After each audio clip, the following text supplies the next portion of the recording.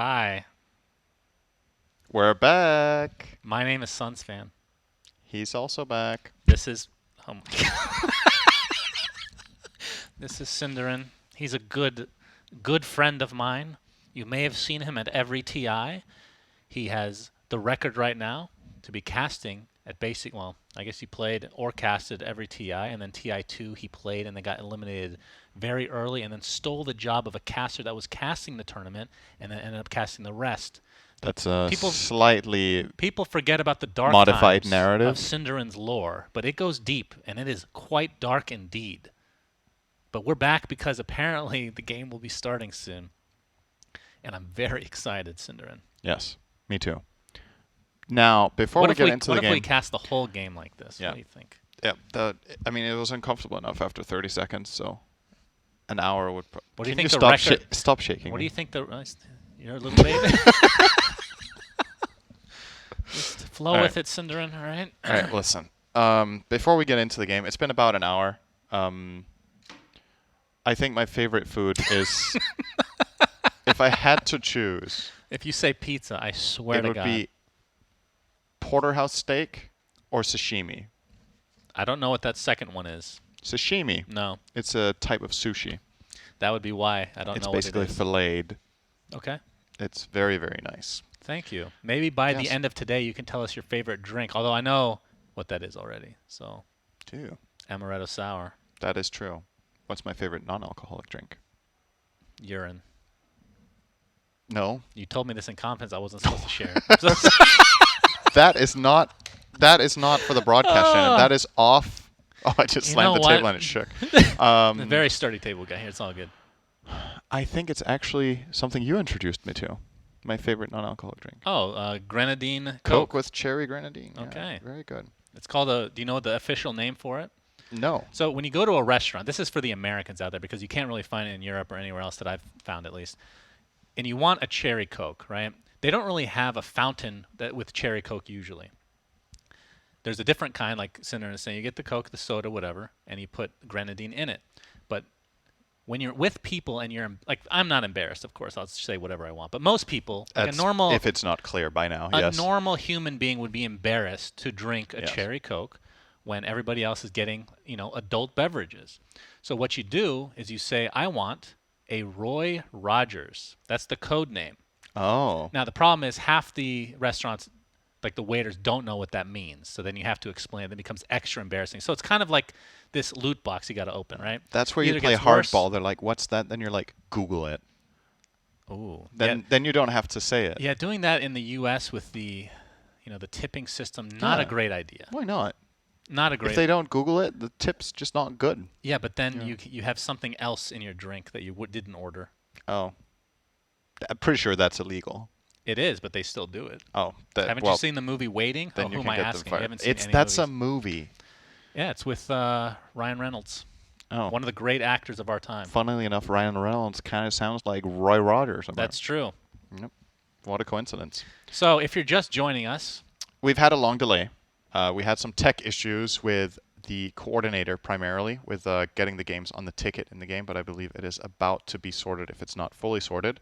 And what we spent about half an hour on was going over our observer JJ's match history with heroes. We're not through it yet. yeah, we still have time. So still have I think, Click on Meepo, please. okay, we could turn this into a guessing game. Very interesting. How many games has he played and what's his win rate? Okay. I'm going to say 0-0. I'm going to say one game. And? 0-1. Yeah, he definitely lost then. 1-1. Ooh, I was closest, though. Damn. Oh, he played both games on the same day and never looked back. Wow. He was like, oh, this hero's fun when All right. I'm winning, and then he lost, oh, this hero isn't fun when Sinner, I'm losing. I want you to guess one for me. How does his first Meepo game go Sinner, this pay well? attention to is me. he smurfing? Sinner, I'm talking to you Why right does it now. say the score? Sinner, is- the the game is starting. The draft is starting. This is going to be IG versus T1. If you just joined us, this is game one. Yes. Or slightly delayed. Just a slight one. Game number 1 into the draft we go. Okay, right. now it's actually game time. Now we get to talk about the teams again like we All right, did let's talk a about while ago. Pimp's hero pool. Yeah. See if Okay. it coincides with any of these pro teams. For every hero that gets picked, we cross-reference it. Is this a good hero or not based on JJ's win rate? Right. So going into this game, storylines for these two teams is quite different. IG did very well early in the year. T1 did better later in the year. When we say year, we obviously mean the competitive season leading into TI. However, T1, in my opinion, looked a bit less strong in the last month than they did prior to that. And IG is a bit more of a question mark, I think is fair to say, especially because, unfortunately for them, ran into some complications with COVID here. That means I do believe their players are playing from slightly separate rooms to quarantine and isolate away from, obviously, everyone else to keep things safe. To the extent that's possible. And we'll see how that affects them. But still, going into this game, I think in many people's minds, IG probably the favorite on paper. Yeah. But let's see how it goes. Yeah, so, IG, of course, doing extremely well, like you said, in the early season. I mean, T1 did very well in addition at the Ana Major. But yes. It's kind of tapered off since then. So would agree. IG is definitely the favorite right now. Tiny is going to be first banned. So I forget what our predictions were for most banned. I picked Tiny for that. You picked Tiny. Okay, well, it's I think starting to be correct here. Did you also choose Tiny? I don't remember. It doesn't matter. Maybe we can ask JJ what he banned. This is one of the supposed most expected bans of the tournament, right? Yeah. And usually in the start, predictions for most banned hero will very often be spot on. It's like heroes that are considered very strong in the meta. And then as you get later, teams maybe start giving it away and having counters and solutions that they want to bring to the table to spice things up and catch their opponents off guard. So another hero that's going to be hot here, I think, Monkey King, being banned by IG, has been looking really good lately. And T1 with the first pick. IO. And I didn't really think about it. That was a pretty fast pick. Like typically TI first games of series, well, I guess you could say for any tournament, a lot of teams have, I don't want to call them pocket strats, but they've kind of figured out what they want to do, and they worry less about the opponent to some, like, versus like a game 2 or 3 we're going to be thinking about some more. Good for my predictions there, Shannon. Yep. Elder Titan picked. Yep, very Just good. that is the most picked hero of the tournament. Lion, by the way, it's not a team with Kaka if they don't pick Lion, and Kaka is drafting. So that means he's going to pick Lion if he can get Lion, pretty much. Probably the most iconic Lion player in the world, I would say, at this point. Kind of grabs it in any patch that it is good. Has been nerfed slightly recently, but still is, in my opinion, a very solid position 4. Classic combo. Standard IO combo here. Something to keep in mind about IO, recently Seb, for example, has been playing a lot of offlane IO. Okay. There is the possibility, if that is a meta thing that teams are playing in their scrims and it's not just OG, that IO could be not even paired with Gyro here in the lane, but that they connect later in the game and you hit a better mech locket timing by putting it on a core, and then let's say Gyro gets his first major item, that maybe he goes Maelstrom Ags or something like that, and then at that time with a support IO, maybe you have one of the two items, but if it's a core IO, you have both, and maybe you're on your way to even a tertiary item that's useful for the Gyro. So maybe that's the kind of strategy we're going to see here. I'm going to throw a curveball out here. Okay. What do you think it is? Can you guess? Lifesteal or Ags? No, not a pick. Okay. Do you think there's any possibility that Gyro could be played as support in this tournament? Absolutely. Like, this would be a perfect flex in a situation like this because IG are assuming this is a position 1 Gyro, and then you don't ban any position 1s, and then you can get something you really want with IO. For sure. That would be very cool. Definitely. I think this opening is extremely flexible in this patch because Gyro can be played 5, technically be played mid if you do want to do that, and with IO having this potential new role, at least, in a different core position, both of these heroes could play in 2 or 3 different lanes, so very, very flexible indeed if that's what they do. So here's the Venge ban. This is a hero I think we're going to be seeing a lot of bans in the second phase. Maybe it will creep up in priority to first phase later down the line. Could happen. And the Razor ban seems targeted at protecting Gyro. It's one of the worst anti-carry matchups he has.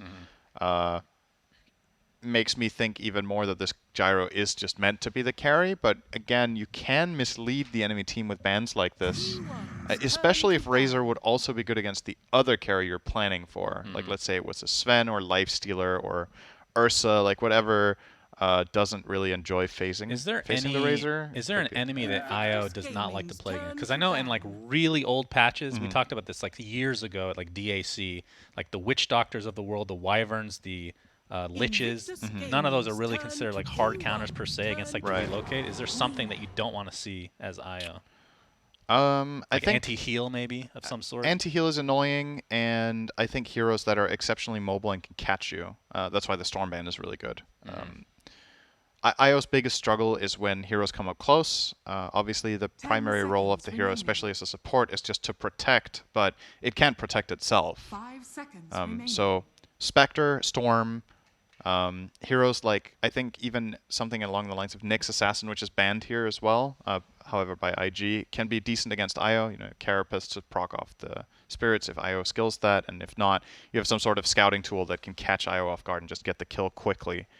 Bursting IO is extremely impactful because it's not just that the hero gets killed, but you deny all the healing that would go on your primary target that you just can't go for because IO is there, right?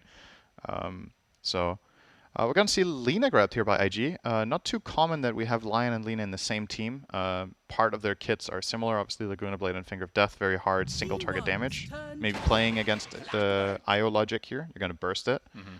With all this, obviously. Are you magic assuming resist this is as going to well. be a mid like emo Lina?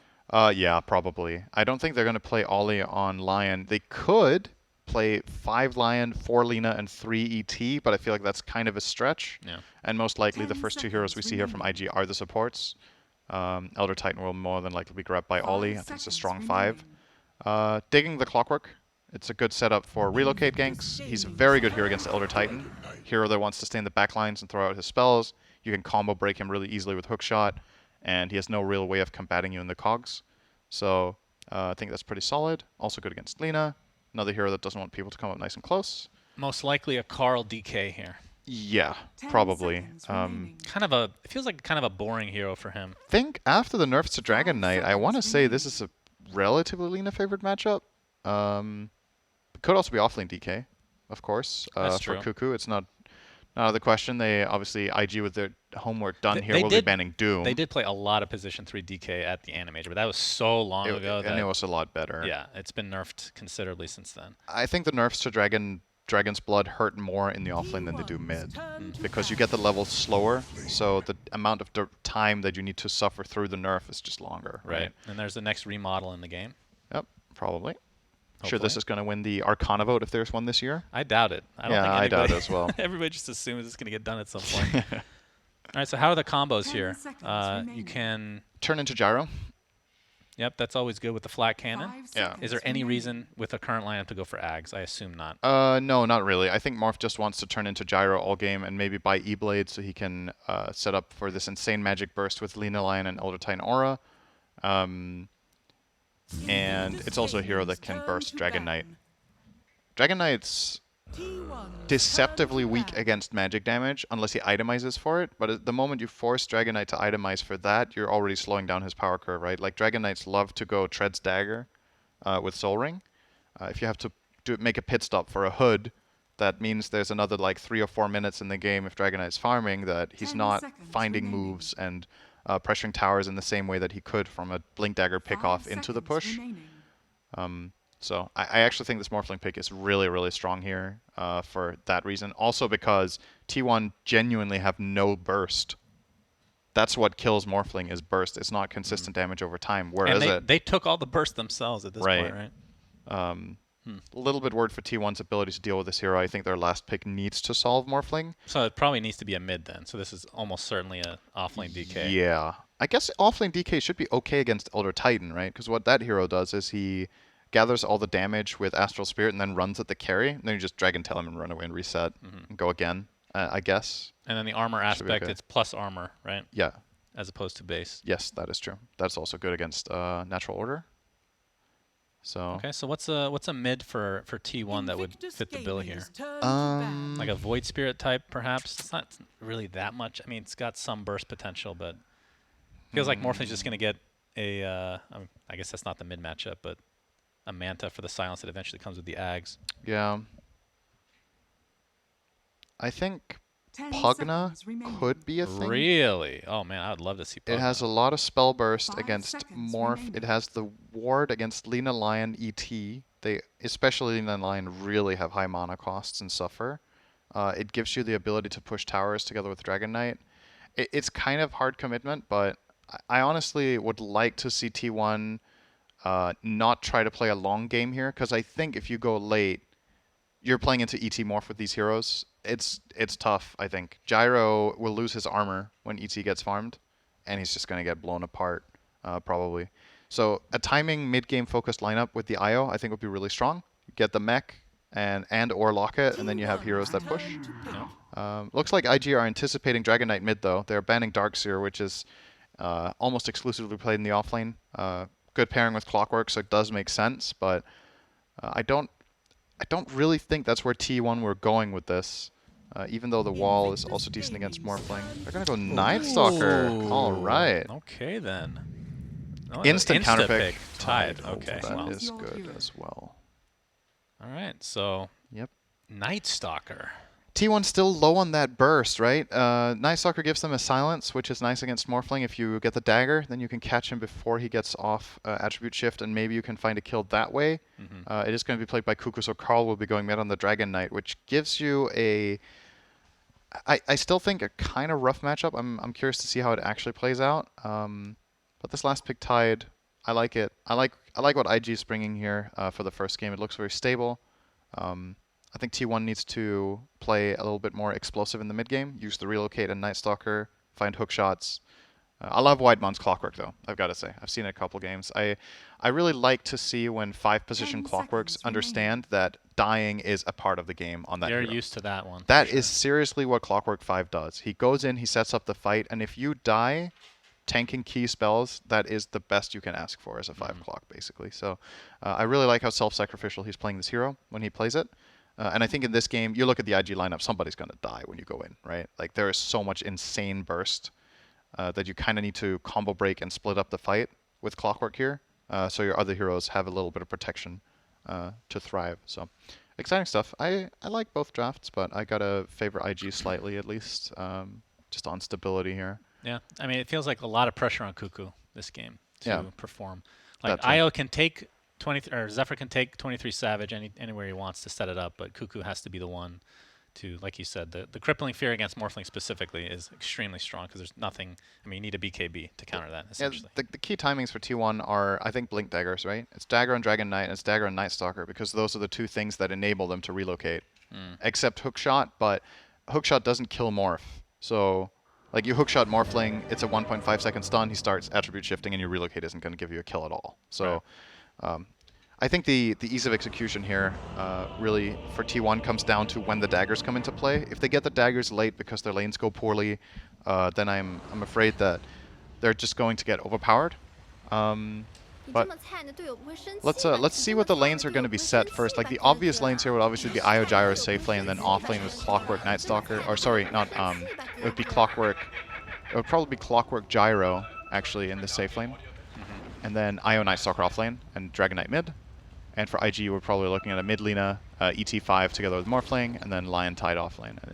For now, with how the heroes are moving, it might just be completely default setup for both teams.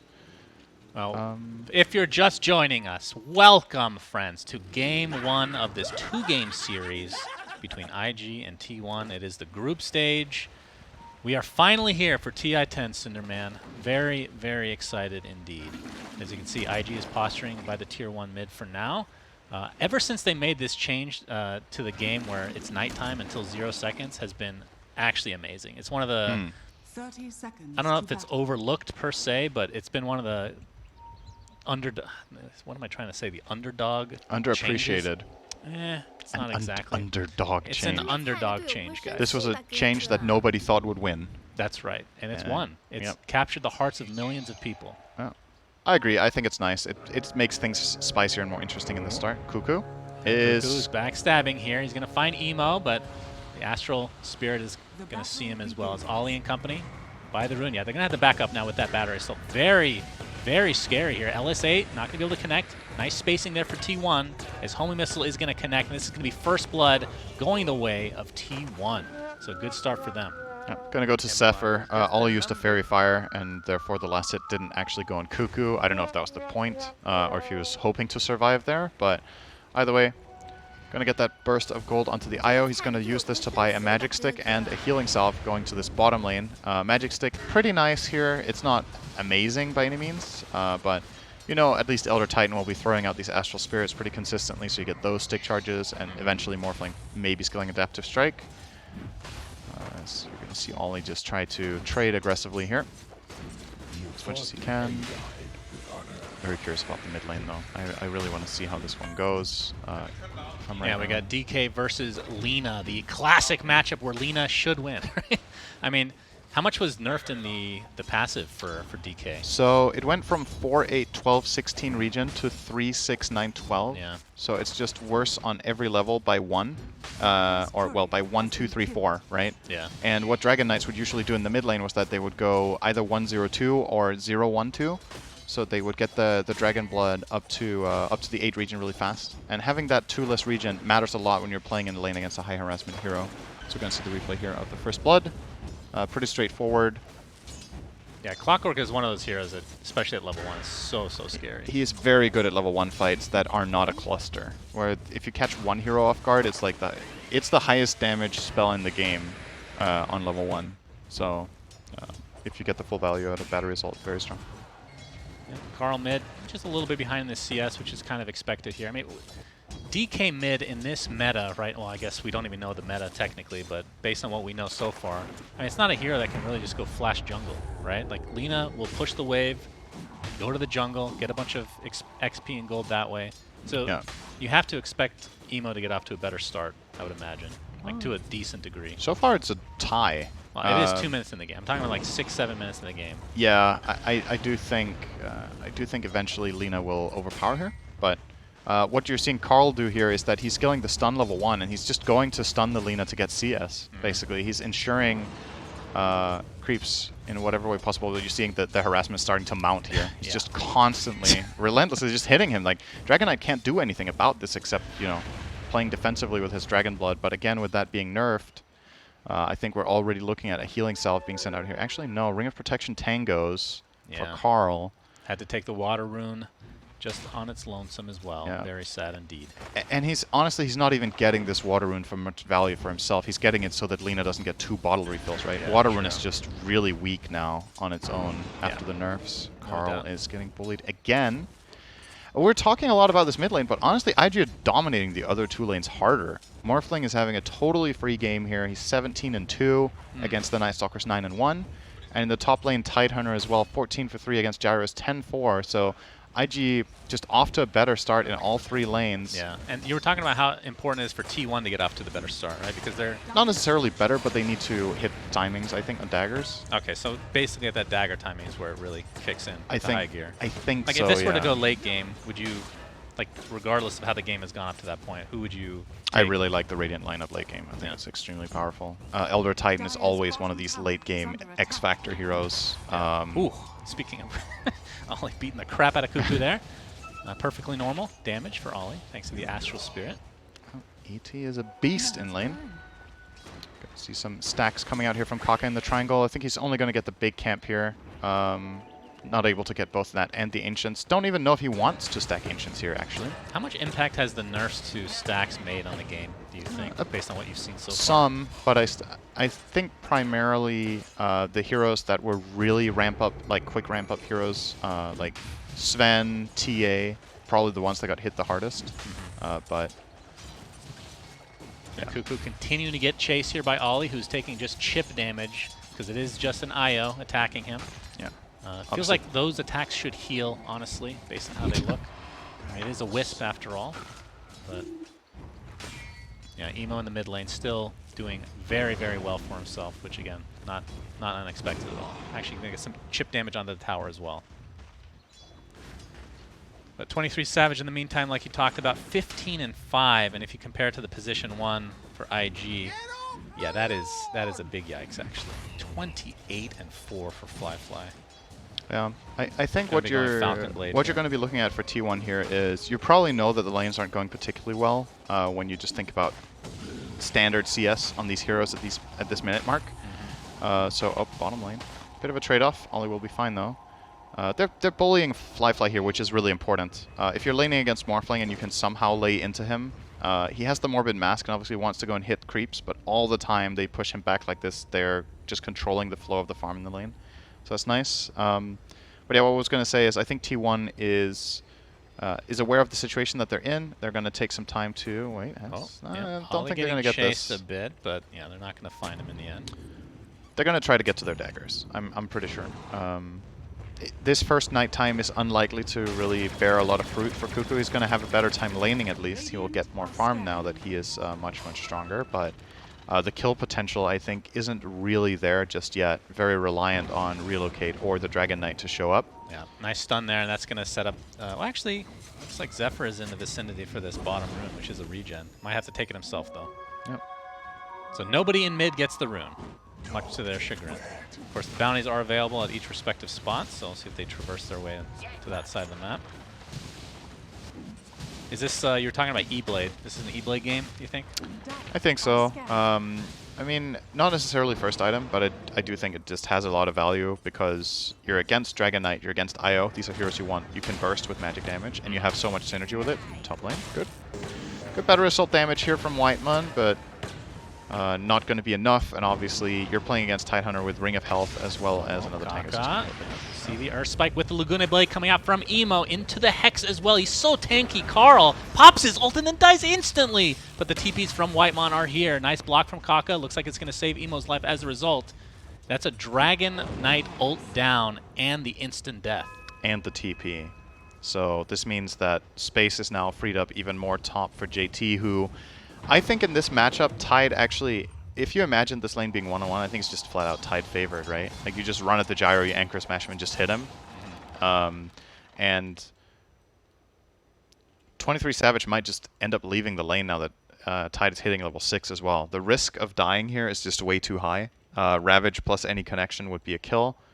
If he has to go into the jungle now, you're essentially just leaving all 3 lanes in IG's control entirely. This top lane is one where you did have potentially a kill with Clock plus Battery Assault and Rocket Barrage, but yeah, at this point, you probably evacuate, go jungle, and try to build up. Yeah, it's gonna be quite the slow jungle for sure.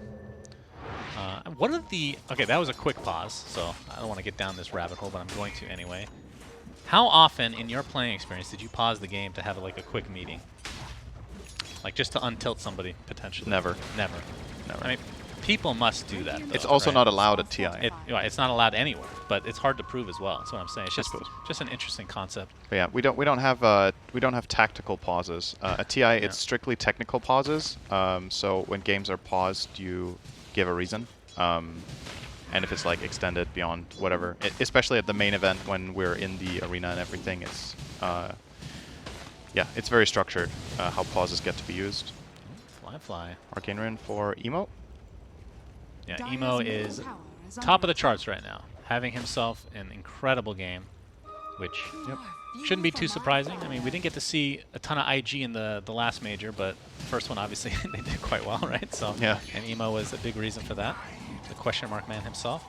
Oh, Fly. It's going to take a void for the face, but we'll get the attribute shift off and wait for him to safety. It's still good to see from T1 that they are pressuring where they can here. Like, they keep running at this morph lane. It might feel pointless when you look at the morph just go down to 1 HP and then morphing back up again with the attribute shift, but the alternative is if you don't do this, he's just farming, right? So yeah, you're not killing him, but you're doing economic damage at least to his game. And where else could you really do that? That's kind of the tricky part, right? Tide is a difficult kill. The Lina has won her lane and she's kind of half playing jungle. And your lineup, it doesn't really gank very well until you have daggers, right? Dragon Knight can't really get on top of people. Clockwork's level 5, and Night Stalker is... He could potentially try a dive mid or something like that, but that's what you're looking at, right? It's not your obvious smoke ganking supports you've got your hands on here. Yeah. So, although it's not good news that Cuckoo is the top net worth for T1, but at the same time, if he gets some good impact here with this this nighttime. Actually, do you think it's this nighttime that he has to have the big impact, or? The one at 15 to 20, I think so. I would hope for T1 they have at least one dagger then. It looks like it's not going to be Cuckoo. He's going for Echo Saber first, which is a very common Night Stalker build right now. Echo Saber into dagger, and then you can split the Echo Saber into BKB if you need it. Dragon Knight sitting on a Tumbler's Toy will give him a little bit of gap close, so potentially he could find stuns with that. It's at least a little bit of a pseudo blink, but not hovering an item right now. The He's battle playing for the Goodbye. 10-minute runes. Again, it's a double damage this time. LSA. Okay, looks like they're going to get the Laguna Blade off onto Whitemon, but the heals from Zephyr come through. Ends up being a wasted ult. But the DD was taken by Kaka himself. Actually denied by Kaka himself. 23 Savage in the meantime getting chased by JT, but the homing missile will connect. Call down as well, trying to create as much space as possible. Only one proc connects, but there's the hook shot. Whitemon is level 6 now, inside the cogs, but a big Ravage. Is that going to be enough to at least get a kill for himself before he makes it his way to the grave? But negative. He will die, and Ravage is on cooldown now. Very important for Whitemon to show up there. The next Anchor Smash is a kill on Savage, and he would have gone for that. He would have just Ravaged and got him in the trees. So they rotate up support here to protect, and yeah, the Ravage is used.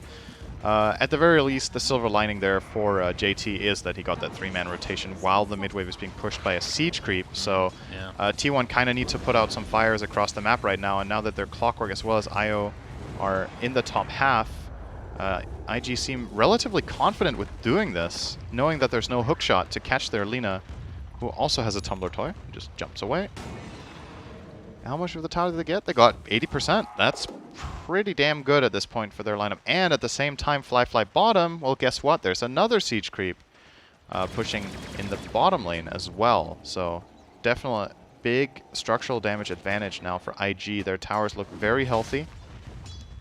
And the T1 tower's top is half, mid is almost down like we talked about, and bottom is also half. So a lot of potentially unclaimed gold that could come IG's way in the next 5 minutes, as well as obviously the more important map control of just pushing the waves further. What do you think at 23 Savage's build right now? He went Falcon Blade on the gyro.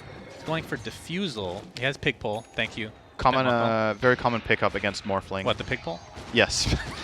When you're against Morphling, you specifically find Pig Pull.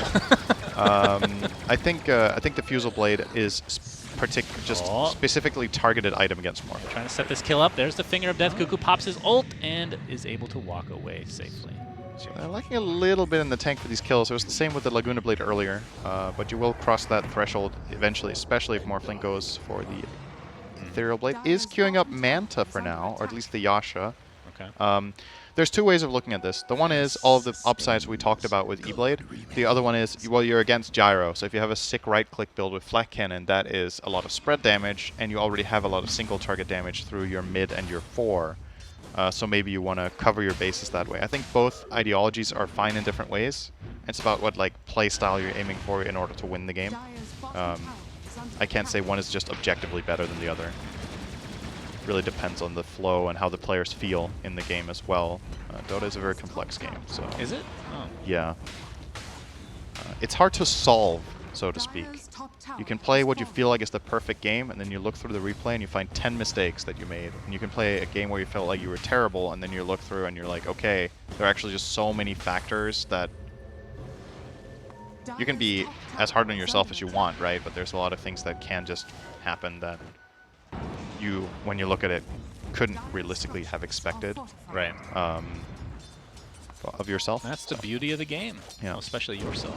As Emo going to be pushing this tier 2 tower. Looks like it's going to fall one way or the other here. Will they get the deny? No. Emo gets full credit for that bad So that's boy. 2 towers for IG.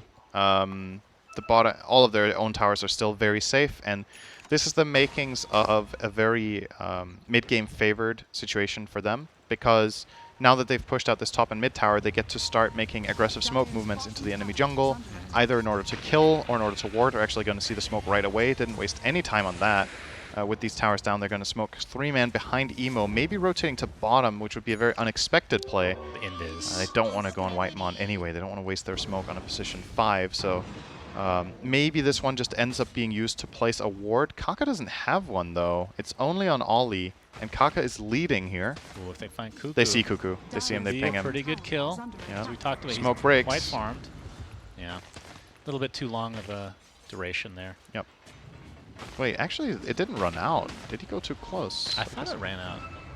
Oh, it was Clockwork with his invis. Oh, rune, I Clock guess. came close enough. Okay, Okay. so he broke line, and they just called off the play. Oh, there's the Blink Dagger you were talking about. So that's some initiation now for T1. Radiant's bottom tower Yep. is Is under that attack. enough to start fights, or does Gyro need a little bit more farm right now? Because he went like obviously the defuse was good, but Dragon Knight Blink Dagger is always enough to start fights. It's about finding the right opportunities where you don't get counterplayed too hard, right? You're still, even with the dagger, you're playing against Elder Titan Stomp, you're playing against Ravage, which is really scary. And speaking of dagger, JT is only 400 away from his on the Tide, which makes it very easy to counter-initiate on relocates and to counter-initiate on the Dragon Knight when he goes in.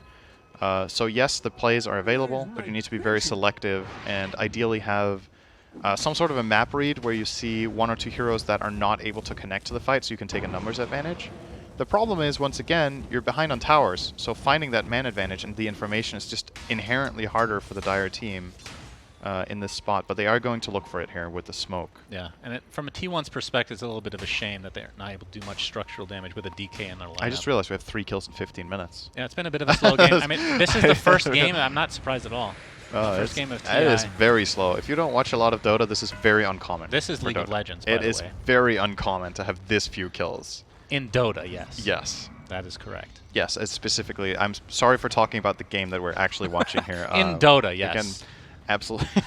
Now, Blink Dagger now online for JT. It's being delivered, so Haste Rune top. ends up being like only a minute and a half difference between the off lane and the mid. on Exactly. opposing teams. That's crazy. And it's not only that, but Tide has also got a hood, right? He's Yeah, just true. ahead of DK. Yeah. And that was the thing we talked about. Dragon Knight doesn't really want to do that pit stop for the hood, so he didn't. But Tide doesn't mind at all in this kind of game, especially with the start he's had. So, yep, the smokes haven't really borne any fruit for either team. Nobody got a ward out, even, I believe, with their smoke. Maybe actually this one between the mid tier 1 and tier 2 tower for T1 I do think was off the back of a smoke. It's very hard to get this one in without that. But they don't seem to be able to convert this ward into a mid move, which is what they want. They want to catch mid so they can take tower. They're going to get a hook shot top, though. Yeah, it's on the support for now. Emo gets off the stun in the meantime. Looks like there might be a trade of supports. Nope, Whitemon will actually live through the day. See the relocate from Zephyr coming in as well. They're not going to find anything on top of that, so it ends up just being a dead Kaka for now. It's something. In the meantime, Carl is pushing bottom. This is a really good play from T1. You want to make sure this Dragon Knight ulti gets some use in this game. It's taken very long for them to activate. I think they would rather be pushing the mid-tier one with the ward they placed and then turn it into a fight with their dagger. But at the very least, they find a pick and they use it to push a structure. So this is very good for them. Going to open up the map a bit. Looks like Carl will... Oh, he's actually hesitating here, worried that he is getting TP'd on because IG's heroes stopped showing top. But I think he will find his confidence now to finish that tower off. Yes, he will. And here's a replay. Nice hook shot. Emo using the Tumbler's toy. I don't think he was in range to get stuck in the cogs either way, but nice usage either way. It's Has a quick bind, I'm sure. You know, Yeah. a good hotkey choice. We have to investigate what that is later. And we can copy that. That's what you do to get better. So let's copy other people. do what Emo does. Just Fly. type question mark and you Fly get better. fly. Looks like going to find the easy kill. Nice attempt on the hook shot into the neutral creeps. But it's going to be the first stack, I believe, for Kaka's Finger of Death. He's Yep. 23 Savage now in the triangle. He's going to get scanned. And we'll just back away. The spidey senses were definitely tingling. So all in all, still a very even game. Would once again still slightly favor IG based on map control, but with this open bottom tower now that Carl managed to accomplish, that will help them a lot. Gold is basically at a point that's roughly 0. And worth noting is the value of the net worth, right? Like, we like talking about the graph and what it means and that, you know, this hero is rich and this hero is poor, but it's not always that binary. It's also about, like, how much is the gold worth. IO's mech is an insane net worth. That's a Ravage, and that's a dead That- Cuckoo. All yeah, right, okay. Elder Titan ult used as well. He's My dead. goodness. That is a double dead corpse, I believe. Carl Yeah. TP's out. He got overkilled by a lot. What if that was a thing? That would be interesting. An overkill counter. Yeah. You spawn with less HP for like 1 minute. But yeah, as far as value and net worth, right? Blink Dagger is one of these perfect items for like explaining that concept, where in the right situation, Blink Dagger is worth a lot of gold, and in the wrong situation is worth nothing, right? If you're taking damage, it's dead gold. It does literally nothing. IO's mech is just, in terms of its potential for what it costs and what it can do in the game, is an insane item for its price, right? It's a guaranteed way of healing your carry a lot, turning a team fight around, and unless you're stunned, it will go off.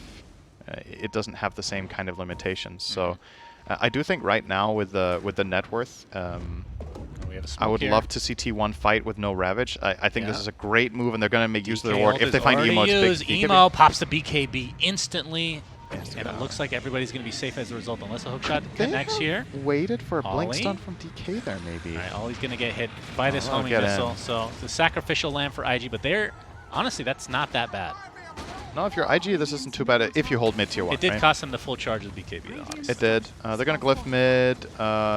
The Dark Ascension still has a decent amount of time left on it. They might have to give this tower up, actually. Yeah. All right. Nice from T1 to grab this and equalize the tower score. I think this could have actually gone even better for them if they had a little more patience. I think if Dragon Knight opens the Lina there, they'd just find this kill. But Yeah. maybe Kuku felt like he had to go in and Dragon Knight was too far away, or the dagger was on cooldown and they need to make that move. And either way, they do end Do up you getting think the he's tower. fast enough to pop BKB if a Dragon Knight who's already ulted blinks in and there's that little projectile speed of Dragon Tail? Because he was DK ulted already before that smoke. It's Just say almost yes. it's almost He's inhuman reactions. Yeah, he's quite inhuman. If you That's have Emo. no, yeah, that's true. He is incredible. All right, we have a smoke again, this time from IG, but you can see T1 pretty aware of this. They're going to scan as well. I mean, having said all this, like after the laning stage, or during the laning stage, I should say, T1 kind of lost every lane to some degree, but 23 Savage has recovered extremely well, and he's on top of the charts. IO Gyro will do that if given the space, and IG did make a good attempt at shutting it down at least a little bit by getting these early towers, but haven't really, like we talked about, the skirmishes didn't really work They're out gonna that well. scout for them. it, All yeah. right. Roshan. This is They're a not big gonna get moment. They're not missed. even coming. No. Well, this is one of the biggest weaknesses of Night Stalker, right? When his ult is down and it's daytime, When you it's are not a hero. When it's not night, that is it's pretty bad, right? So good reads from both teams, right? Essentially, the trade-off here is the mid tier 1 for the Aegis. That's what happened. They knew there was no Ravage, so they made their move, and then IG knows there's no Darkness or no Dark Ascension, so they make their move, and both moves are successful. Now, what are you going to use this Aegis for? So we did see Fly go for the E-Blade. He did follow through and only get the value Yasha and actually queuing up BKB. His burst now is nasty. Oh boy, they're gonna hex 23 Savage right off the bat. Finger of death to follow, and Zephyr trying to go for the save, but it's not to be. It's gonna be his death as well. So a very nice smoke gank after the Roche was taken from IG. They didn't even E-Blade there. Yeah, they didn't do. I mean, they didn't commit that much. They at used all. like 2/3 of their damage and he still died. What are your thoughts on It's, Aegis for Flyfly instead of Emo? Because you can argue either way, I'm sure. Right. Yeah, I'm not sure why they chose on the Morph. I personally like it on the Lina here as well because she's a little bit more susceptible to getting killed. Perhaps the logic is by putting the Aegis on Morph, we can go and hit towers, right? We can push. If they do want to jump our Morphling with Night Stalker plus Blink, Dragon Knight Stun, they can kill him one time, but they can't do it twice. Right. So that way maybe we can just take some towers. But in the same vein, though, you could do that with Lina too, right? She's not a bad pushing hero once you have a couple of items like this. It's for 200 with insane attack speed. So I wouldn't mind either way. And Both Emo are good. now with the Shadow Blade. Does she actually go for Silver Edge here? Dire's top tower is under attack. Good against DK. Yeah. I could see it. It's a very popular item right now. Yeah, that seems to be one of the up-and-comers for sure after the changes. That's Flyfly now, still with that Aegis, obviously going to be hitting this tier 2 tower. See what T1 wants to do. They have 3 heroes that are smoked. There's the instant initiation from Carl. Do they have enough damage to actually blow up Flyfly now? He's going to get his attribute shift off. And looks like he's good to go. Kaka jumps in with the Impale. Now the counter initiation from Whitemon only gets 1 inside the cogs. That's the Emo BKB. And that is a dead Cuckoo right off the bat. It's going to be a 2-for-1 exchange for now. 4 staff to safety for JT. And the reset here for IG, who still have that Aegis in tow. Yeah, very good Ravage. Cuckoo obviously unable to BKB. He was caught by the Lion Stun. They BKB on the Gyro only, so it was a 4-man Ravage. Dragon Knight didn't get his off. And they take an okay-ish fight. Honestly, not really a travesty for T1 either. They end up not losing their tower in all of this. So that could have gone way worse. But Aegis still intact for Flyfly, and you would imagine the next move from IG will be with their next Ravage in 100 seconds. They will have, how long on the Aegis then? 30 seconds. So there is a small window to take another massively favored fight with that second life on Morph. And he will probably have the BKB for that Gnarl, too. he gets off the stun. We got Io coming in as well. Do they have enough to take out Emo? They have the vision. There's the hook shot. And that's going to be an easy kill. Very nicely layered there from T1. A little sneaky gank, if you will. And that's 60 seconds. Essentially, you're deleting that from the Aegis, right? Yep, that's true. That should... As we see a replay here, there's that big old Ravage. And the BKBs galore for IG, really making the big difference here. Notice the Morphling's mana in all of this, right? That's the diffusal from Gyro at work. Just really Yeah, that's true. forcing him out of the fight. Can't really do much. Yeah, they're going to be hungry for more moves with this Lina dead. Really good to see here from T1. Just keep putting on the pressure when you have the man advantage. Your lineup is very snowbally in nature and what it can do when it's ahead. But all they're going to get for their trouble is the outpost as IG made the read and got out. And that was without the Ags on 23 Savage, so now that he has that double attack, essentially, yeah, that's definitely going to help a lot. Even more mana burn to work with. I think still, if you're IG now, I feel like this is a perfect timing to go smoke. Lina has Boots of Travel, so she can likely connect your play if you make it in the right spot. And that way you get value out of your Aegis that has 50 seconds left and the Ravage coming up in 25. There's like this narrow timing of 20 seconds where you could find the dream fight. She could TP mid as well. They're very close to BKB on Morphling though, so maybe you want to wait for that. I don't know if that's better than an Aegis though. I don't think so. I mean, if you're T1, you have to know. I mean, you can literally check the hero now to see the timer. You don't have to write it down technically, right? So they should know that there's this small timing that they just need to be kind of passive. It's only a 2K net worth lead for IG, so it is. T1 definitely bounce back. But mostly on the back of the Zephyr 23 Savage combo. We're going to see the 5-man smoke, so yeah, they're timing this pretty on the dot here as the Aegis is going to get reclaimed in 10 seconds. They will be unaware about the BKB though, and that could catch them really off guard. They need to be careful how they jump Fly, because if it's just the Night Stalker starting again... Oh, they might catch him here though. Might. Fly in the river. 23 Savage. They don't have the initiation. The heroes are on the other position. side. Yeah, they were looking at the bottom half with the Night Stalker and Dragon Knight. They might want to still go though. Whitemon posturing for a hook shot. If they would go for waveform to the high ground as Kaka's going to get caught by Cuckoo. There's the BKB with the crippling fear. Looks like he'll clean up the line very easily. Now onto Fly potentially. Carl on the backside in his dragon form as Cuckoo's BKB has now dissipated. There's the E-Blade. Cuckoo has to try to kite this a bit. The hook shot now going to connect onto Emo. The Cogs pushing him back in. 23 Savage doing a lot of damage, but the BKB, there's a save from Zephyr. Look at the HP regen, but it's not going to be enough to save him as Emo, able to Shadow Blade out to safety, some way, somehow lives. Double kill for Fly now as he continues just destroying kids left and right. That was extremely close to having a decent fight for T1 if Emo dies there. There wasn't much... they didn't need much more there, just a tiny little bit. Of course, an issue that they are facing with their lineup, so we're going to see the replay here. Cuckoo has good single target damage on Night Stalker, right? But he uses everything for the Lion kill. So now that they want to go for a core kill, Cuckoo can't connect here. He's getting zoned off by the Morphling. And once this fight breaks out down here, can't ever really reconnect back in, right? And he finally gets in after another 10 seconds, just gets Laguna and dies on the spot.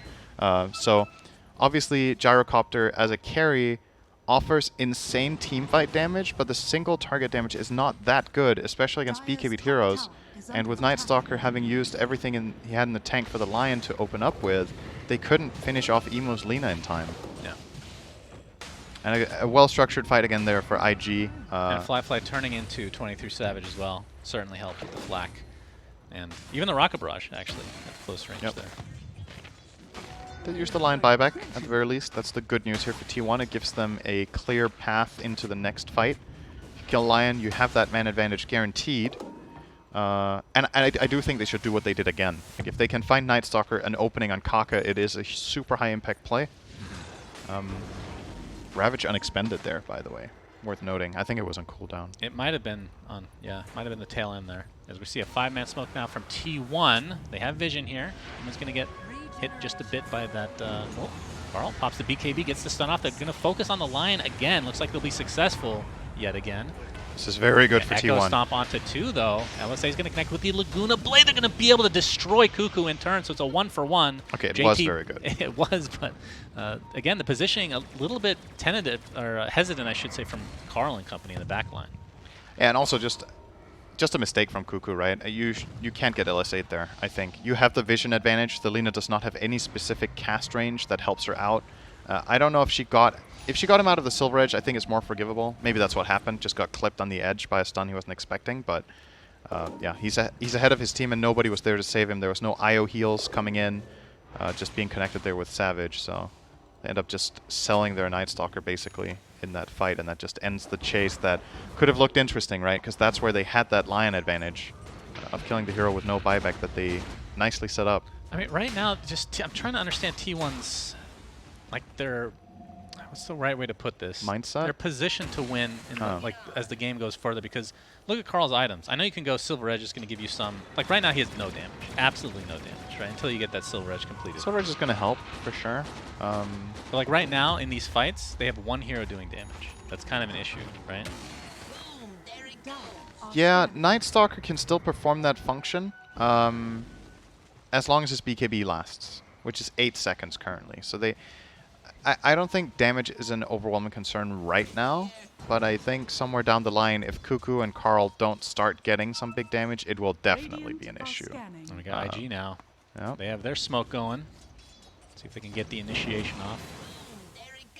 Kaka posturing here. Silver Edge is officially online for Emo. He's had that for a bit, actually. Has the Mindbreaker in his backpack, actually. That's interesting. Using the Essence Ring instead for now. Yep. Extra bit of protection. They're just going to farm the jungle, it seems. And get some wards off as well. Yeah, didn't find what they were looking for, except just protecting the Roche pit. They know Roshan is spawning soon. They're Radiant. Getting these deeper wards around the Roche pit is really strong in this position. So that if T1 try to contest, you will either break their smoke there, or you will even see them if they're out of smokes. And obviously, the Observer Ward, always going to be an important tool, but has even added value against Night Stalker, right? That hero thrives off vision advantage. If you can take that away from them, a lot of the time Night Stalker kind of just isn't a very impressive hero. So, good vision placed. Roshan spawns in 40 seconds. They obviously do not know this, but they can narrow it down, right? The timer now is approaching the later portion of his respawn, so they'll probably just hang around here, wait for the respawn, and I think T1 has to fight them for it. I don't think you can give this Aegis up. Roche number 2. Yeah, I mean, they have everything, right? They have Night Stalker ult, they have Hookshot, and they can get vision constantly with this this rocket, so... Who do you give the shard to? Oh yeah, I forgot. Actually, That's right, shard time. I feel like it's kind of cute to give the shard to ET in this game, but the Lion one is also good. The reason the ET one is cool is he's playing with a lineup, so... JT, he's going to get a gush off, but there's a counter initiation. Nice Kaka, gets off the Hex. There's the Ravage onto several heroes, though. His 23 Savage pops the BKB and just right-clicking to his heart's content. 2 for 2 as the buyback comes out now from the Tidehunter. JT back into the fight very shortly. Is Emo on the high ground, be able to finish off Whitemon pretty easily. Now that all this has been expended, they're going to focus everything onto 23 Savage. He is going to get destroyed. And Cuckoo with very little HP. Looks like he'll get out, but this likely means a free Roche for IG. It's bad news for T1 when you lose a fight where your Gyro has Satanic and DD. But look at the damage, right? Like the damage numbers. Gyro did everything. Nobody else even seemingly got anything off. Carl just got blasted, did 95 damage total. I don't even know how that's possible with Dragon Knight. Maybe he hit a Dragon Tail. Probably what it was, right? And just got annihilated. It's just, you're going to see here in the replay, right? So they catch him as the opener, blast him immediately, take him out. Morph turns into Gyro, goes for the flat cannon hits. And Cuckoo lucky to survive there as well on that, and will obviously reset out here. And they are trying to like poke and prod at Emo, but he's just going to reset and survive. And Cuckoo will be the lone survivor flying away. So huge lead now, going the way of IG. 9k Aegis. All right, let's talk about Shard. All right. They gave the Shard to... Well, Flyfly has it in his backpack. Means he's not going to use it. So, okay, so here's why I think it could be cool on ET here is... They don't have any crazy shards, by the way. Right. That's Tidehunter first of all, probably that's the why best you could consider objectively, I'd say. Obviously, the ET doesn't have the Ag Scepter yet, so you are exposing yourself. But what the Shard does on the ET is that you can choose to replace your Astral Spirit position when you stomp, right?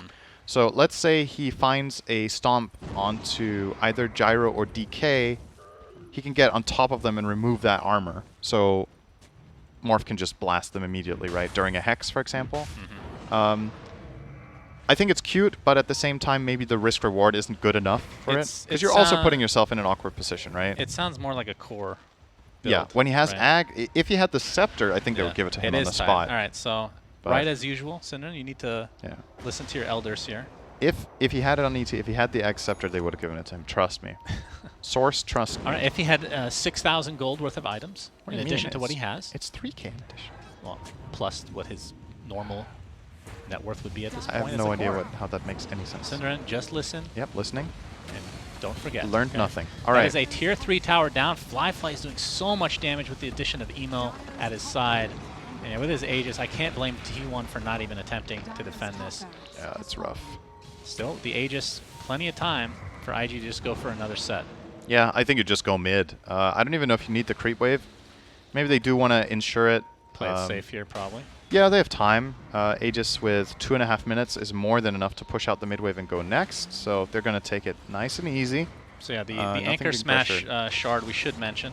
I'm going to do this every cast, by the way. Right. If when people complain, then maybe I'll stop. But actually, no, I'm not going to complain. You get the extra damage on Anchor Smash, and it reduces the damage and does damage to the towers as well. So it gives you even more pushing potential, Syndrome. Yep. With the lineup that they have, it's not needed, but it's nice to have. Yeah, I guess that's why Flyfly was hanging on to it for so long. They were like, man, none of our shards feel amazing.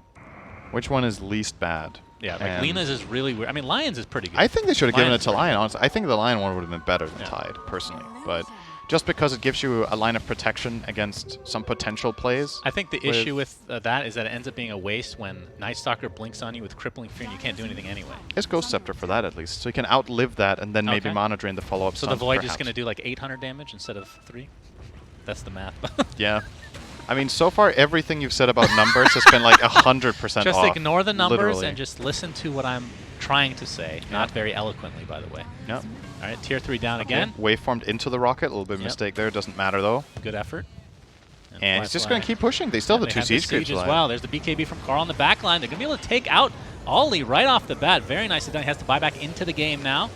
As Morphling.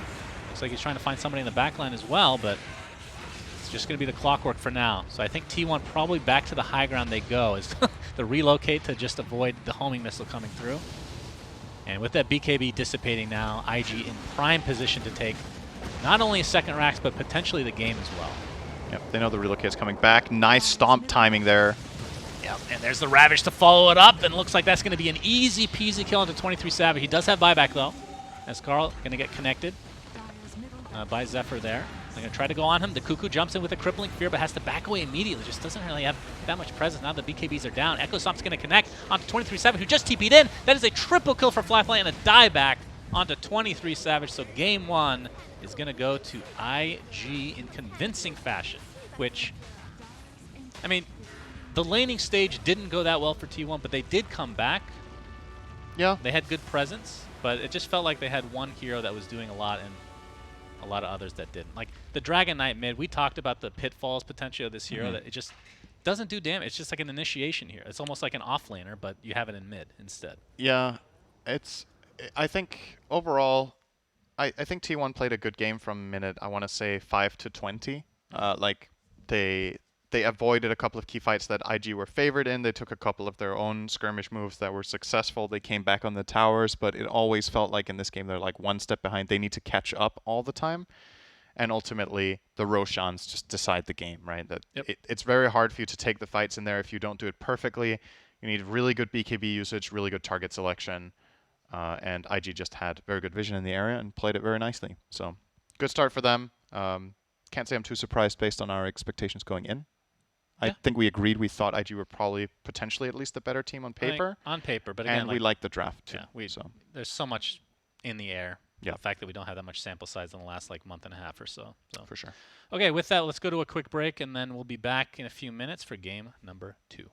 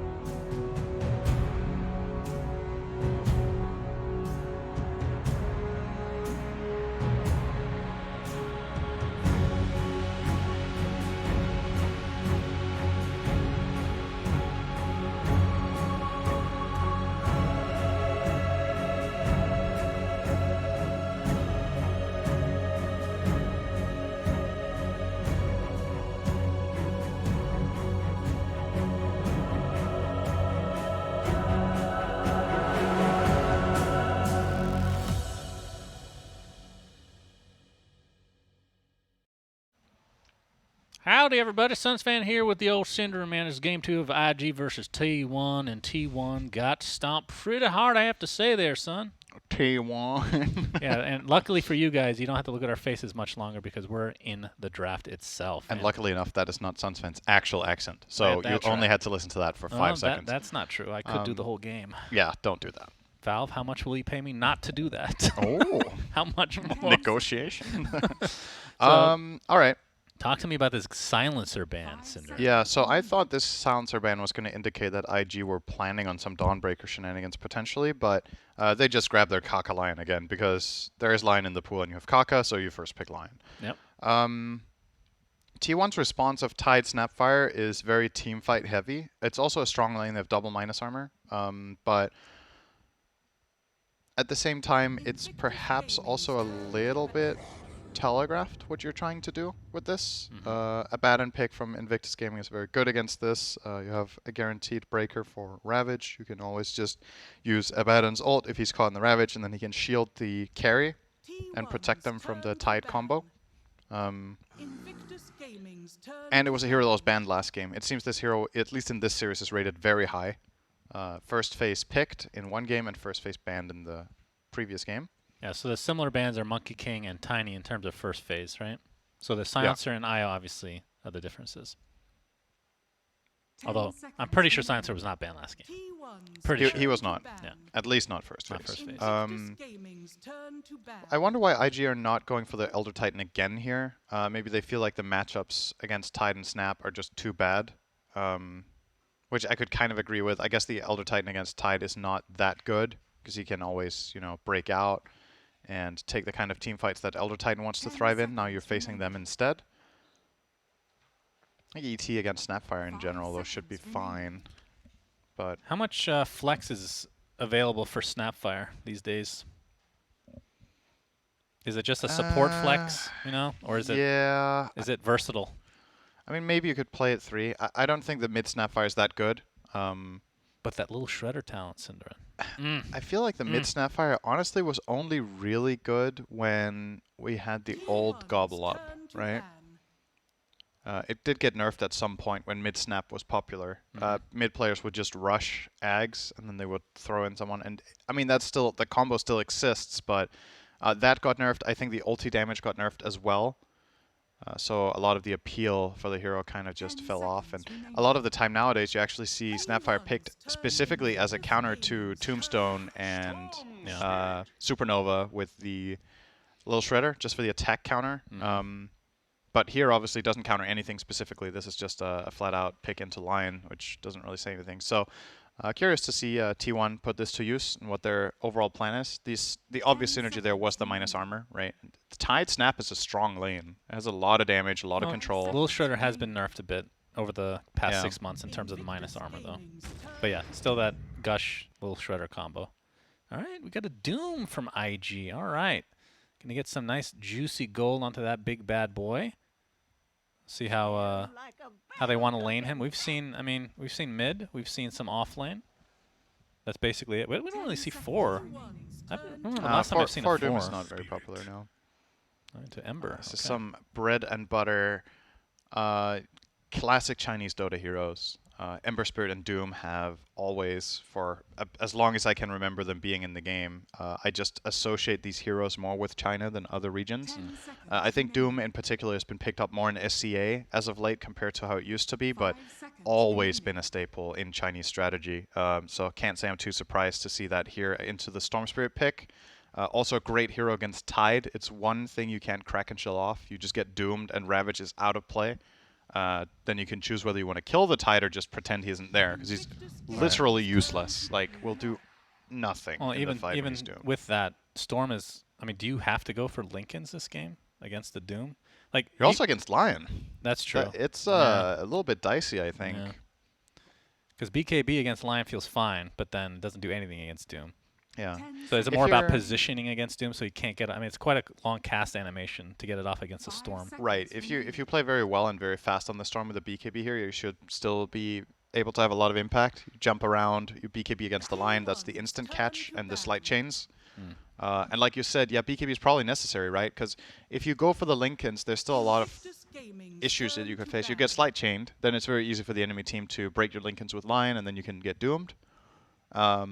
And if you go for the Lincoln's Lion can still catch you. He can blink Mono Drain Hex you instantly almost when he has those items. So BKB seems like what are your thoughts on Luna? Because this is a hero that's been like micro nerfed a couple times now. So obviously stacking affects her a lot in terms of those nerfs. But the shard is probably the biggest nerf she's received, where it doesn't bounce twice, I believe, is the biggest change that they made to it, right? So that basically like cleared an entire creep wave with one Lucent Beam. It was pretty.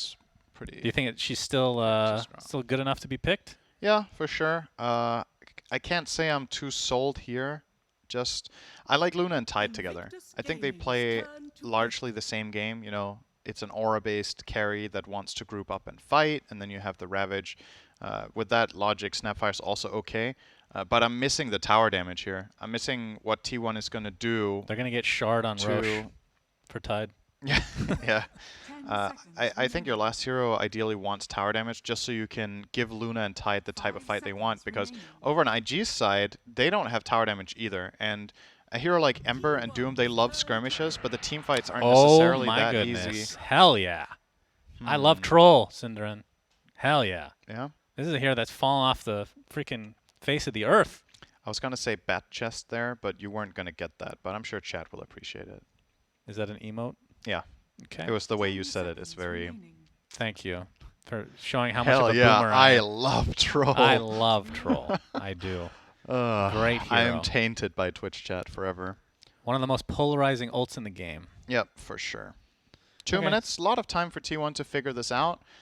Traditional picks that are very good against Troll are disarms, such as Pugna, but you have Storm who's going to go mid. You could technically play a Pugna support or offlane, but that would be a little bit far-fetched. What about some Shadow push Demon, with Shadow Shaman? Shadow Demon's banned. Shadow Shaman could work. You got the instant Hex for Ember. Well, if you get Blink, then you have Rasta Worst for push. Yeah, Shadow Shaman doesn't like playing against a Baden, though. It's just a really annoying matchup. So I mean, a lot of heroes don't like playing against Abaddon, and that's why it's a good pick, but...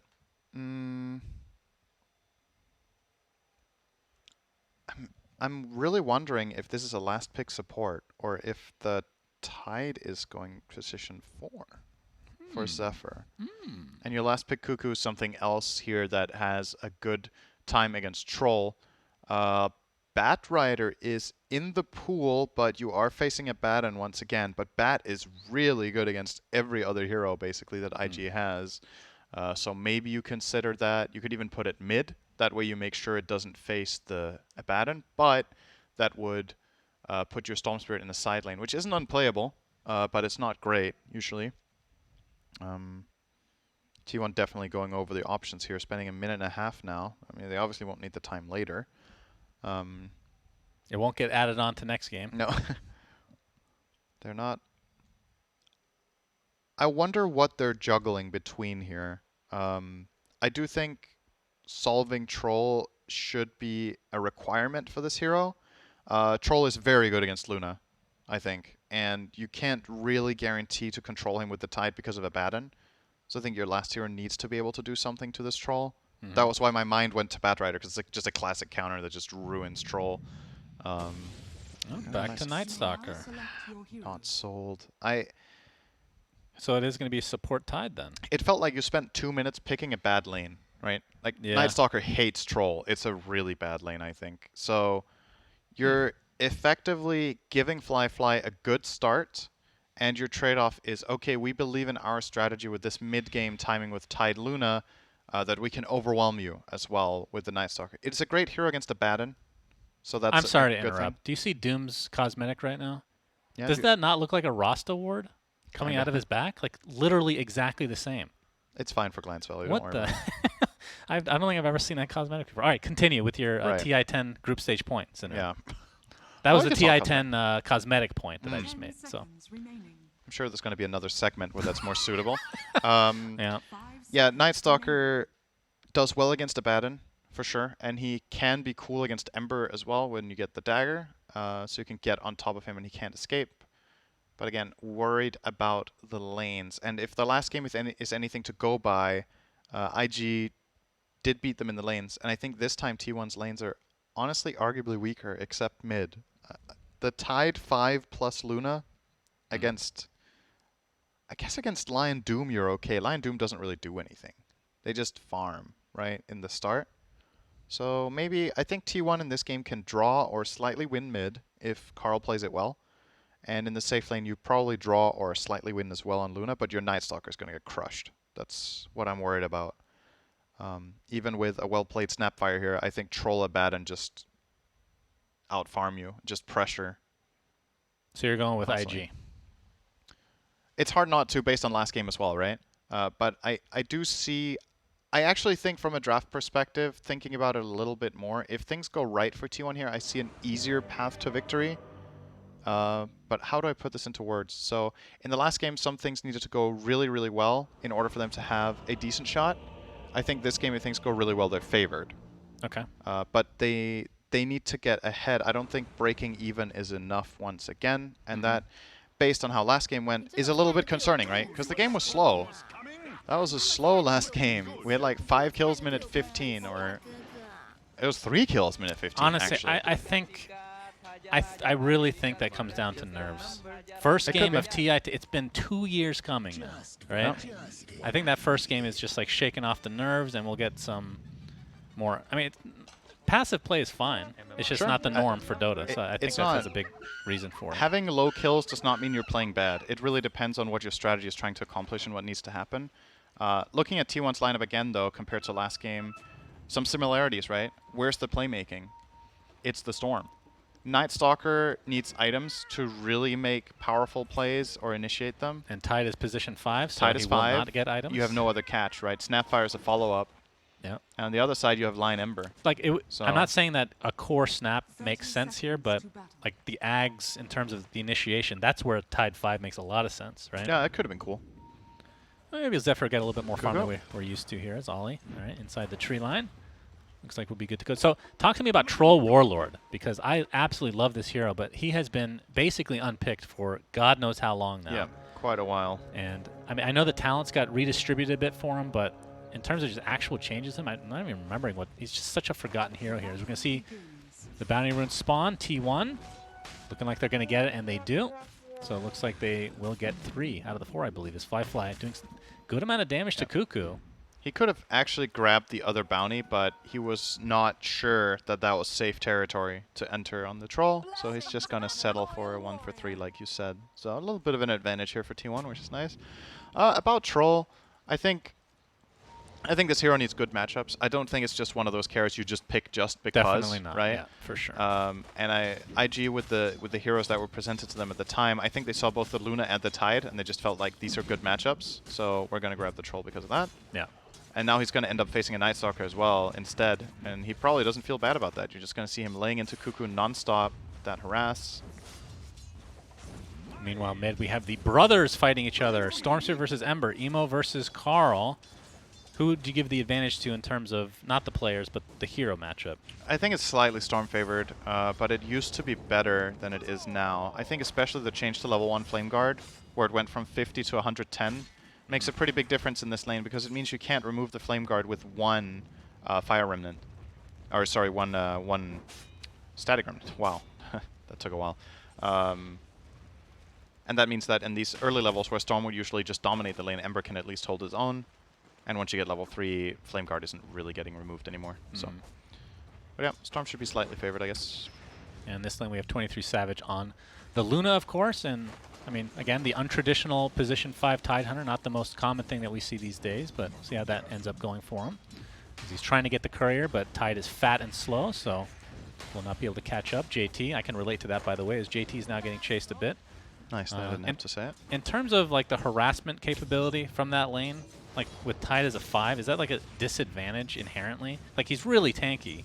Yeah. He just walks up like a lumbering beast and just applies a little bit of damage. He doesn't benefit very much from Lunar Blessing, right? That's the problem. Luna loves to lane with a support that can attack, just because you get a free item when Luna is level 3. Right? It's 5 damage, and then it jumps up to 15 on level 2, which in the early laning stage, 15 damage 3 minutes in is a lot. But Tide can't really use it. Yeah. Kaka with the courier. Fun fact. Yep.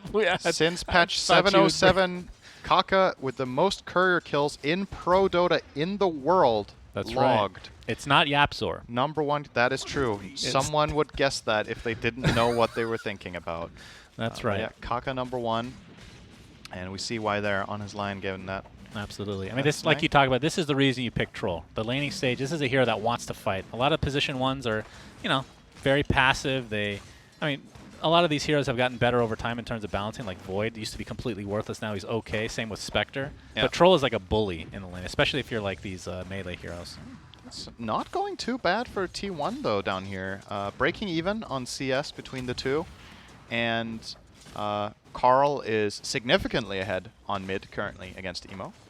So fair to say that the laning stage this time around for T1 just flat out going better than last game, right? They're off to a better start here overall, and that has you hopeful for the mid game this time around. That since last game they did a good job, but it was just hard. This time they could be the ones taking the charge instead. With their Night Stalker, which makes a world of difference when this hero is ahead compared to when it's even or behind. Like, such a polarizing hero in general. Bottom lane, Cuckoo's in trouble. Kept getting chased Will a bit get away. here. Made it sound really exciting, and he wasn't even close to dying. He had a lot of stick charges, I didn't realize. Okay. That's good to know. We made the Earth Spike here for 23 Savage. Take a little harassment, but he's doing just fine right now. 18-4 versus the 19-1 Troll, so basically a wash in terms of just the CS discrepancy. I wonder what happens to bottom lane minute 5. If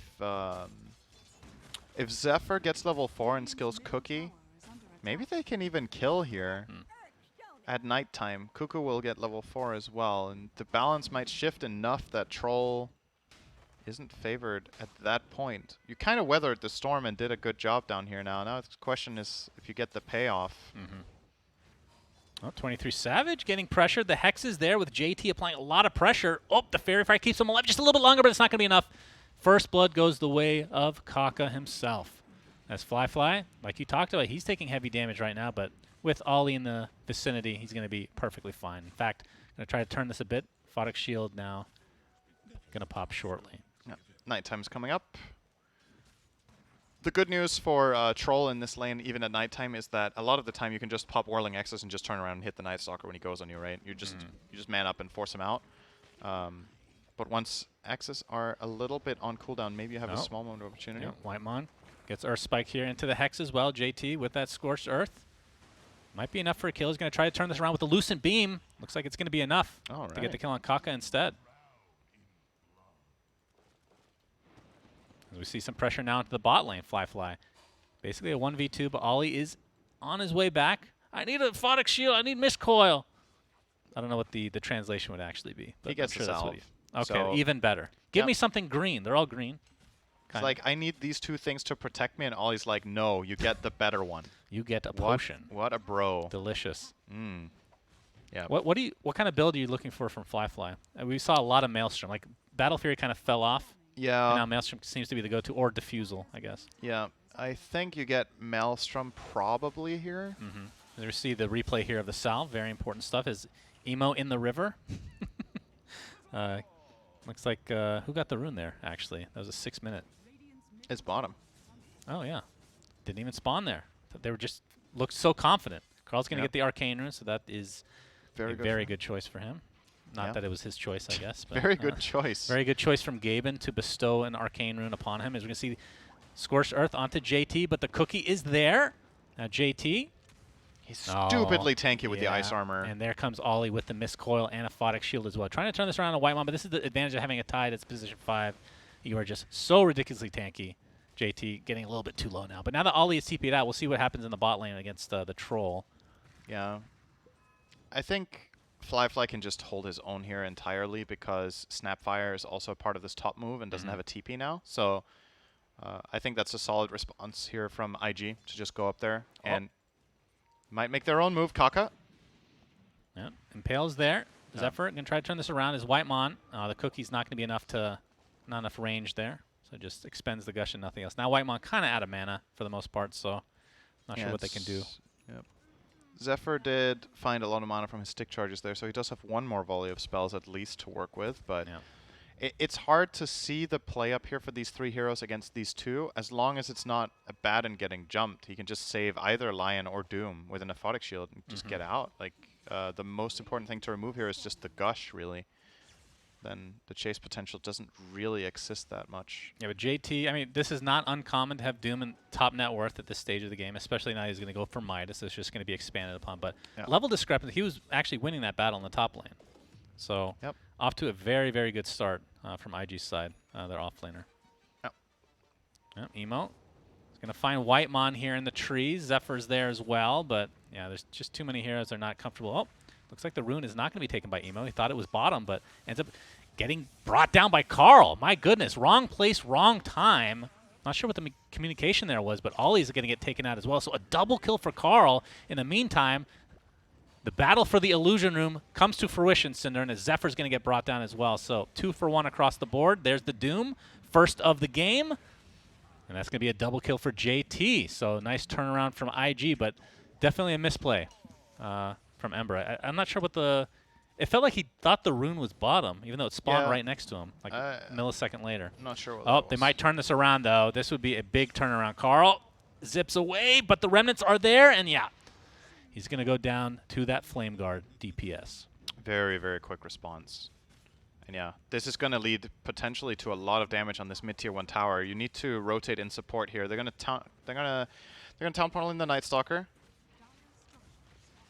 Oh, are they going to dive this? No, not currently. They're going to back off. So at the very least, they force rotation and take half the tower, and in the meantime, Doom is free farming top. So I think IG probably pretty happy with this move, even though they don't get the full tower. They're again the ones to do the first major dent in the structure, just like in game number 1.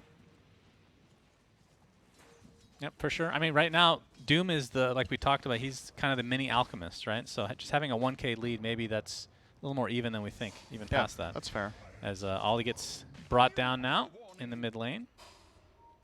So Carl starting to snowball a bit. Obviously, that death was pretty costly for him, but still doing quite well. He's going to jump now with the cookie to come to fruition as well. Flyfly gets his ult off, and now Carl in a wrong place, wrong time. Again, Flyfly looks like they get credit for that kill. He might be brought down shortly after. Finally, ult is down. Pops a Fairy Fire. Not going to turn this around to Cuckoo. Gets the Whirling Axes off Emo on the other side of the trees, and Cuckoo has to pop that ult to make sure he can go up the terrain here. Ooh, that is... I thought that was going to be at least a kill onto 23 Savage. Storm deaths like those hurt so bad. Yeah, that's 2 now. It's such a snowbally hero by nature, and he's effectively delaying his Orchid by maybe 2 minutes with this mistake of overextending there. They were close to getting the kill in all fairness, but it's very high risk, and even if you kill the troll there, you might still die, right? Like, you use the entire tank next to a mid-tier 1 where people could just TP in and fight back, so yeah, not really too big a fan of that attempt from Carl, especially with it failing. It's obviously a bit of a disaster. Mid tower's going to fall here, more than likely. IG just relentless once again. They're just going to keep shoving, and I think they also have a siege creep top that's going to push, so they might even make their next move there. Whitemon? Well, they get the Impale into the Hex as well. They're doing a lot of damage, but there's a big Ravage coming in. And you can see with the pressure from the backline on that Snapfire, doing ridiculous amounts of damage. They'll find the Kaka kill. Ult is finally popped from Ollie. Just getting blocked now. See if they have enough damage to take him out eventually. Looks like they will. As Carl looking to get credit for that one, as there's the cookie to help close the gap. And that is a second kill for them. And the tower somehow survives. All right. Yeah, they chose to open up on the Tide under his tower. Radiant's bottom tower Don't think that was the play there from IG that gets punished very easily by T1 with that Ravage turnaround. Looks like it's going to be likely a deny to come in for T1. Be successful with that. Not bad. Yeah. Bottom lane, bot lane, crippling fear. Going to get turned on though. Flyfly and Kaka. Looks like they'll have enough damage in all likelihood with that Finger of Death. Indeed. Flyfly going for the Maelstrom, by the way, went for the Falcon Blade first. Yeah. So we'll see once he gets that, he'll be able to farm the jungle pretty easily. If you haven't watched Dota much since the last TI, you might be wondering this whole Falcon Blade thing, because I don't remember. I think last TI this time, first of all, didn't exist. Neutralize didn't exist. That's true. There's actually a lot of things to catch up on if you haven't watched since last TI. But let's just say you haven't watched a lot of competitive Dota this year, but you know Falcon Blade is an item, and you're wondering, okay, why are all carries just picking this up now? This item has been receiving buff after buff after buff over the last year. Mainly because it was literally Never unusable. used. Yeah. And it's reached a point now where finally the math. So what makes this item so special is that some people call it the new Aquila, if you remember. So it doesn't upgrade into anything. It's just a value item that you have that gives damage, mana regen, and health. So it's very nice stats for carries, obviously. But since it doesn't upgrade, you can't really... You need value for it, right? It's a similar path that items like Bracer, Wraithband, okay, we'll get there later. Emo. Crippling Fear. Oh man, Ember's getting absolutely decimated. Emo gets blown up. Carl basically out of mana, but damage has already been done. JT on the run now. Do they have enough catch? The Lucent Beam's going to keep him in place just for now, and that's a double kill for Carl, as Ollie not able to keep his allies alive. And looks like he's going to be the third brought down in this mini engagement in favor of T1. T1 are definitely bringing the numbers to these fights. Very nice. And Fly very close to about 600 away from finishing the Maelstrom for himself. And they're definitely at the disadvantage. We talk about the Doom net worth advantage that inherently comes just by having that hero. There's the Orchid, like you said, a couple minutes behind probably what he would have been if he didn't die a couple times. But good initiation here. And that's a huge... I mean, Crippling Fear against any of these mobility heroes, very, very strong. Yeah. And while T1 do defend their top tower, which is necessary in this spot, I think it's a great choice to hold that. It is still low on health, so probably going to be another move from IG coming up here very soon. Ravage is still ready, though, for Whitemon, but Emo's going to try to get it on his own. Not happening. Orchid. Yeah, that's the Orchid reveal right now, but looks like Fly will be fine for now, as Carl has very little mana to speak of, but Kaka in pretty bad position. Lucent Beam and the Void enough to take him out now. It's going to cost him the tower. Going the way of Emo here. Not having his best start. Is a very explosive player on Ember. He's had some standout performances, but this time has been slowed down in his tracks. And keep in mind with the Storm Orchid now online and Emo not even remotely close to a counter item, even more pressure on Ollie to make all the right. What would you want on plays. him? Like we've seen Yules in the past. Manta I think doesn't feel very good on the hero. I think Yules is probably decent, but maybe BKB is necessary here just so you protect yourself from Crippling Fear as well. Yeah, like there's a couple of issues that you're facing, so maybe that is a decent pickup. Kaka's going to finish his Blink Dagger down here on Lion, so coming up after this Satyr Mindstealer dies. He's going to be buying that there. Yep, They found Ollie again. Yep, Ollie, the sacrificial lamb. There's the cookie to keep him in place, so it's going to be yet another death for him. Of course, if you're IG, that's the hero you kind of want to die. Yeah. But a nice smoke here from T1. If IG are not careful, they could be brought down, but yeah, they can feel it with that scan coming in. Yeah. Although, whose scan was that actually? That was Radiant. Okay. It is the obvious move for T1 in all fairness, though. You have 4 heroes that just made a kill there in the top half of the map. They're not pushing the top wave, so they're not going for the tower, so it's not exactly an Hercule Poirot observation there. Okay, whatever that was. To go in there. You need to clear your throat. Excuse me. Okay. But they get the tower still for their smoke, so definitely well worth it here from T1. Ramping up their aggression. Maybe bottom tower is next on the menu. I wouldn't be surprised. And they're going to steal the triangle farm here as well. So nicely done. Even though that might seem like that smoke didn't do that much, it was a pretty big payoff. Placed the same ward as last game as well, by the way. Worth noting, the one at the tier 2 tower in mid is once again down from T1. So that's 2 smokes now that have been countered by the scan. Whitemon is showing. Going to get initiated on by Kaka, but the Kraken Shell does activate. Troll has to pop his ult to stay alive as Whitemon very low, but it looks like JT and Kaka take a tumble. That means IG on the run. Fly going to get brought down as well. And this is looking like a big disaster fight for IG, as Emo just doesn't have the damage to fight, and Ollie just not enough to keep his team alive right now. And it looks like the usual slow death for Abaddon, although, yeah, they don't want to chase any further, I suppose. I didn't realize he still had his ult. Have IG not watched BSJ's videos? Which video is this? That Timed was dangling. Oh my God. He was literally just dangling out in the front. Yeah. I feel like if you're gonna blink Hex there with Lion, he needs to get doomed untied. Like I don't think you can just get this play off where Lion blink Hexes, Earth Spikes, and then you somehow time And that is exactly what happened, right? Like they couldn't bring down Whitemon like that, and Kaka just ends up dying for it, and the whole fight snowballs very quickly. So Yeah, I mean, you have the 2 Blink Daggers, and I mean, you could go for the... If you have the instant Hex, you don't even need the Centaur Stomp from the Doom, theoretically, right? You blink in and Doom. yeah, you're gonna see it here. So Hex, or that's after the Hex, by the way. The Hex is already used here. Yeah. And now he's gonna go in on the back line there with Doom, but gets ravaged and just killed instantly. No BKB, obviously. So great punish there from T1, and they also had great positioning. That is where you want to take that fight ideally with your heroes. You're very safe on the high ground, and you have your frontline hero be the one to get jumped. It doesn't get much better for you than that. 23 Savage is having himself a game on that Luna, for sure. This is not where you want to be as Troll. He's going to get initiated on. There's the Orchid to silence him, and he is very close to dead. In fact, Cuckoo just finishes him off in style. As JT just going to be collateral damage at this point, and T1 on a roll. It's only a 2K net worth lead, but it's probably more if you put in the Doom consideration. Yeah, it's definitely a sizable advantage. And you imagine the Radiant call now is, okay guys, calm down, we need BKBs, right? Like, I think the timing where you had a good shot at fights with your freshly picked up Blink Daggers is kind of over now. You need BKB so you can contest Ravage, and you need BKB so you don't get ruined by the Orchid and all of the damage. So you can see it queued up for both Doom and Ember and Troll, all 3 of them. Next item coming up. Yeah.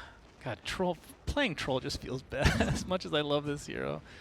The uncontrollable nature of his ult is just so easily kiteable in most cases, unless you're just mega farmed. And it feels like you have to go BKB every game as well. And I don't know. Hero's not in a good place. I was hoping to see something new potentially. Like when he found some light in a couple patches ago with the Aghanim Scepter, people were buying it every game and going like a mid magic build that had a little bit of life to it. But that build was did it get nerfed even? The Ags did not get nerfed. I don't think so. No. The flow of the game just changed. Or it was a fad because Thompson did it in the pub and it made a highlight reel and it looked really cool, and then everyone tried it and then they lost a couple games, so they're like, whatever. Yeah, sadly. Only Thompson can pull it off sometimes. Understandable. Cuckoo with the flank. T1, yeah. Cuckoo pops the ult. Ollie's going to be the first target for now. Just probably want to pop that Aphotic Shield, or the ult, I should say. As TP out. Looks like they're not going to find one outstart here. Ollie finally ult goes up, but they find the Troll in the trees. And even expending Mortimer's Kisses. Down he goes, and that is a celebratory belch from Mortimer himself onto the Tier 2 tower. Yeah, if you saw how far that glob was shot, that's about half the distance of the Underlord Gate. Okay. Just so you have an idea. Yeah, thank you. For people that they're just joining us, that makes no sense, the reference. If you were with us during our very long fill panel, or whatever you want to call it. Panel? Basically podcast at this point. We might as well upload that as our next episode. But yeah, thank you for that great reference as always. We have a quick pause here. People still use TeamSpeak, by the way. Is that actually a thing? Really? I guess so. Okay. I think, I don't know when and where TeamSpeak is more popular. Can you name... Okay, this is a trivia for everybody in chat, and only the very old people will know. What is the original voice communication software that was popular in gaming? In Counter-Strike? Just in general. Ventrilo? It was the first one that came out before that. Before Ventrilo? That's right. There's one before. It was very popular for about a year and a half.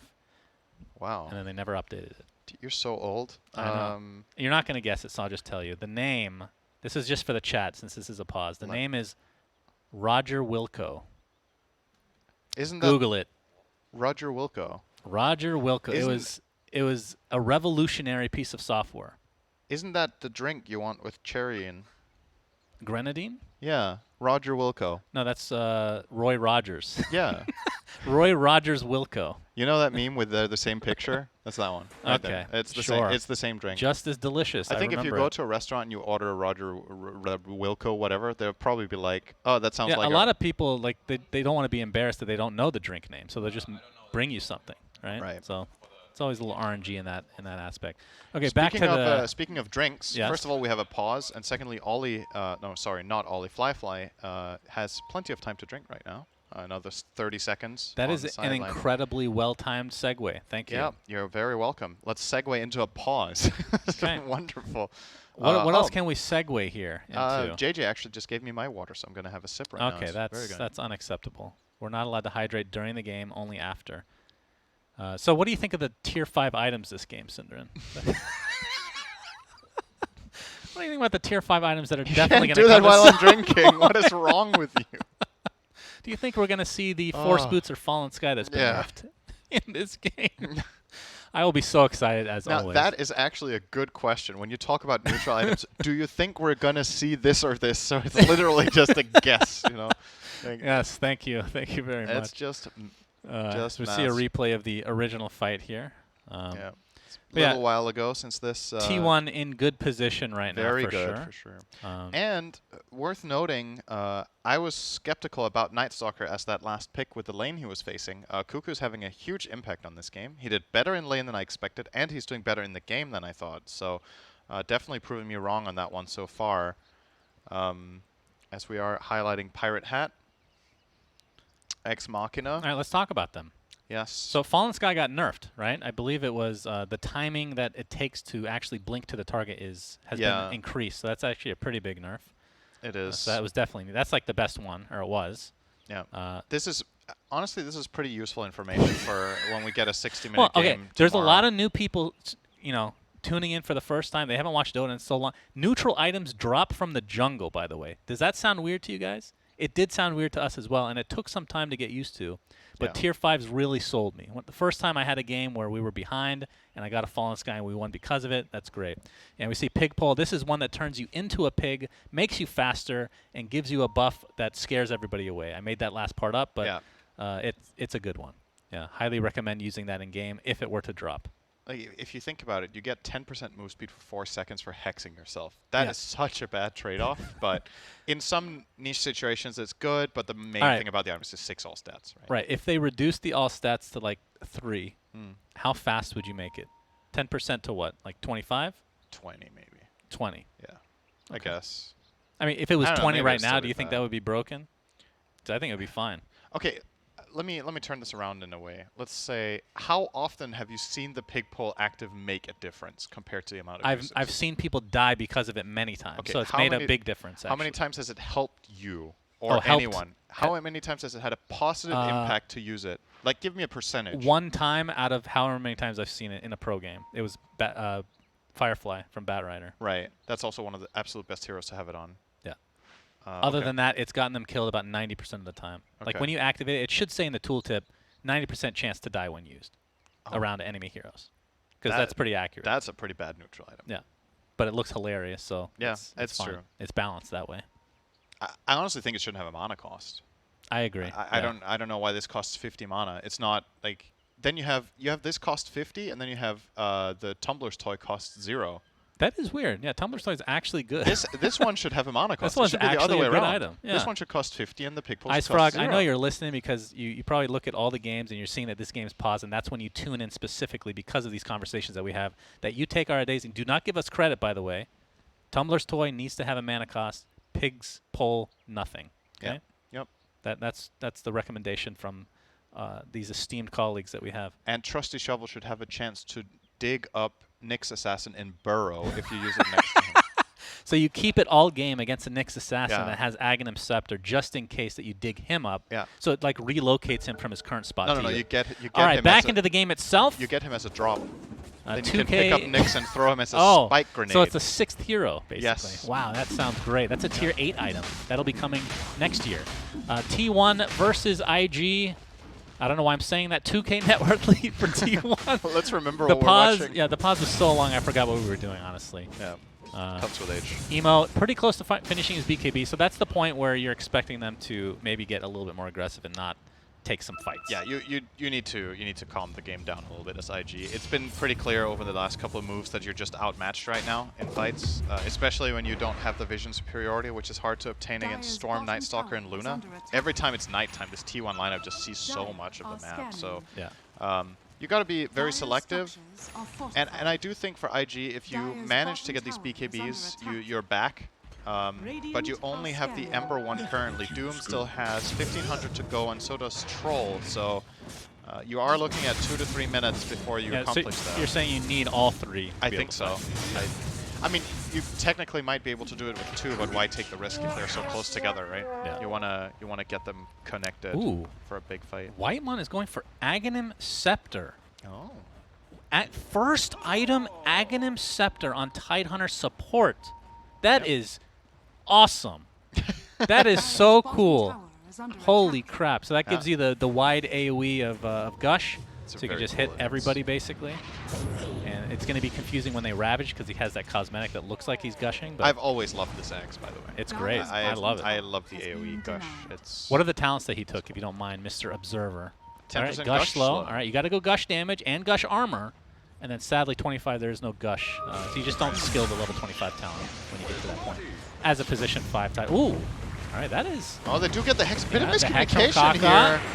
Definitely some miscues here from T1's side, but Kaka's still going to be the one that gets caught out. So you can see they're even able to make some mistakes like that and still come out on top just because of the advantage that they have right now. If JT had cast the Doom, that might have been a kill. He pump faked it because he wasn't sure they were connecting, and then Kaka went on it. But then Doom doesn't have Dagger, so they can't really follow up. And this could be really costly. Going to see Ollie on the high ground here. Tasted. Just trying to create as much space as possible, as is his job as Abby. But that actually saves Roche, basically. You are the only person in the world calling it bad an Abby. Abby. There is surely no... Okay, actually, maybe Slacks does it. It sounds like something Slacks No, would do. Slacks calls Slardar Sladar. Yeah. That's tilting, you know. That I don't know what's worse, honestly. Abby. Yeah, what's wrong with that? What's not wrong? I mean, I could say Abaddon. I don't like saying Abaddon, Okay, so... yeah, okay. Would you rather have Abby or Abaddon? Hey, since I absolutely have to be wrong, which version do you like more? You know, Ice Frog has set a precedent. Aegis is pronounced incorrectly, so we're allowed to mispronounce everything. I think that's the precedent set overall. So in terms of itemization for T1, Cinderin, are they waiting for anything specific? They got the NSBKB. They're going now. This is honestly, this is a good time for IG to have a comeback fight. I'd say comeback. Like, they're not very far behind. But they have the triple BKBs online and all spells except Finger, which I don't think is a requirement here if you get the right Doom off. If you Doom Tide pre-Ravage or you Doom Storm, I think you have a really good shot in this upcoming fight. So we'll see the smoke. I mean, momentum, you're talking about the net worth not being that Double big of a difference. smokes. Instant they're break going to on run into each Kaka. other. Cuckoo knows. He's going to get Hex right off the bat into the Impale to follow. Carl jumps in with that BKB, and BKB's popped by both teams, in fact. Ollie trying to tank as much damage as possible. JT looks like he's being able to clean up Zephyr pretty easily. Carl very low on mana. They really want to take out Ollie first. You can see that that is their game plan right now. It's a 2-for-1 to start this fight as Fly they're going to try to re-engage potentially. Has his ult, but there's the Whitemon ult. It's going to connect successfully. They're going to kite Fly as a result, and now he's just stuck in his ult form inside the pit, and that is going to be an easy cleanup crew for T1. You can see the Doom already applied and basically doing nothing against the Storm Spirit here as JT gets the hoof stomp off. But he's going to drop to his death as well. So a 4-for-1 terrific fight from T1. Question is, do they have enough HP to take out Roche now? Don't think it looks like it. It's a little bit too dodgy, and they're going to both TP out. You can see how well they kited 23. Yeah. Who was it? Fly. Sorry. They're kiting out the troll. Like Yeah. it's really important that okay, we're gonna see the replay here. So again, Kaka goes in first, and they use all these spells, but not enough to kill Cuckoo. He gets BKB off. I don't know if this is worth it from JT off on the side. Yeah, you're killing the Snap, but you already stopped Snapfire's ulti, right? I think Doom has to connect with his team way earlier here and get that Doom out before the Ravage. This is a really good Ravage, by the way, from Whitemon. Perfectly used. As the Doom goes out on the Storm, protects him entirely, and then they count out Fly. I think this fight is very different if Doom accepts that stopping Snap ult is enough. Yeah. And gets back down. But it's a hard call to make in the moment for sure. Yeah. Very nicely done. So T1 into though. the Roche pit they go, but there's a smoke from IG. Counter initiation is on the table here. Oh, JT jumps in with a hoof stomp. Gets off the Infernal Blade. They're going to be able to blow up. Poor 23 Savage is donezo along with Zephyr. So 2 for nothing. A great initiation there from IG. And they're going to get even more, and they will get Roche as a result. Holy Jesus, what a turnaround. This stings. chains. Holy Gaben. That was just a bit too easy, wasn't it? Yeah. Like, they get the slight chains on 2, they get the blink stomp on 2, or on 1 even, but I feel like it's kind of criminal for T1 to try to kill Roche without Ravage and without Dark Ascension. I feel like this is just flat out a mistake to attempt this. Yeah. It's very telegraphed that they're going there too. And Yeah, the nice searing finger. chains set it up. Yeah. There's That's too much big. burst That damage. is honestly a full comeback for IG in this game. Yeah. And with this Aegis now sitting on Troll, he can get kited twice instead of 1 life. He will die twice, Yeah. but it does take longer. Yeah. Yeah, so just masterful fight from IG. I mean, 1K net worth, so T1 definitely still in it. Like, Yeah, for sure. don't get it mixed up here. They, Always the inflation from Doom. So Indeed. it's still a like, what would you say is probably the correct net worth? Is it like 2K net worth for T1? Something like that? Like a 3K swing, If maybe? we remove Devour entirely here, Yes. Dyer's If it was any other like offlaner, essentially. it's probably something along those lines, yeah. But with the Aegis advantage, this means that buildings will go down, so IG will likely, I guess, effectively tie it up as a result of this item, in theory at least. But there's the 5-man smoke from T1. The tower will fall here. Not yet. Nice wraparound here from Cuckoo. He's getting a great angle. Looking for JT, potentially Fly. All right. Now they want the Lion first. They're going to focus on him. But there's the Doom applied to Cuckoo. And it looks like he's going to tick out very shortly. There's the Ravage coming in from Whitemon. Connects onto several heroes. It's going to be 1 dead for now in the Lion. So Emo, looks like he's going for the outskirts of the Zephyr kill here. Will be successful in doing so. Still with the Aegis online, and T1 expended a lot for this. It didn't really get that much. That means the tier 2 tower will finally fall here. Yeah. So effectively kind of a Doom for Ravage. Oh my god, Cuckoo. BKB TP. Will it be enough? Oh my god, he dies! Oh, that's a BKB charge. He got so greedy with the neutrals. Oh no. Oh, good lord. That is unfortunate if you're a T1 fan. That's 1,000 gold for Doom. Yikes. That was a solo kill on, was that a 6 or an 8 kill streak Night Stalker? It was a 6 streak. Oh man. You know, Oh, boy. it's funny because when he was in the jungle, I'm like, wait, does he have Shard? Is he going to Yeah. creep to gain HP right now? What? No, just very greedy. Yeah. At least they know there's a ward there, but it's Yeah. not worth. That's worth 900 gold, I'm sure. That info. It's an expensive ward.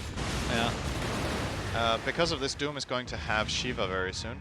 That accelerated that item by 1.5 minutes probably for him with his GPM. So, and it's a very strong item on Doom for a couple of reasons. First of all, the hero needs armor. Secondly, it helps giving vision around tree lines, and obviously lowers regeneration, which isn't that important in this game, but getting the vision to be able to find the Doom, as well as giving you mana pool for all of your spells. Just an all-round feel-good item for this hero.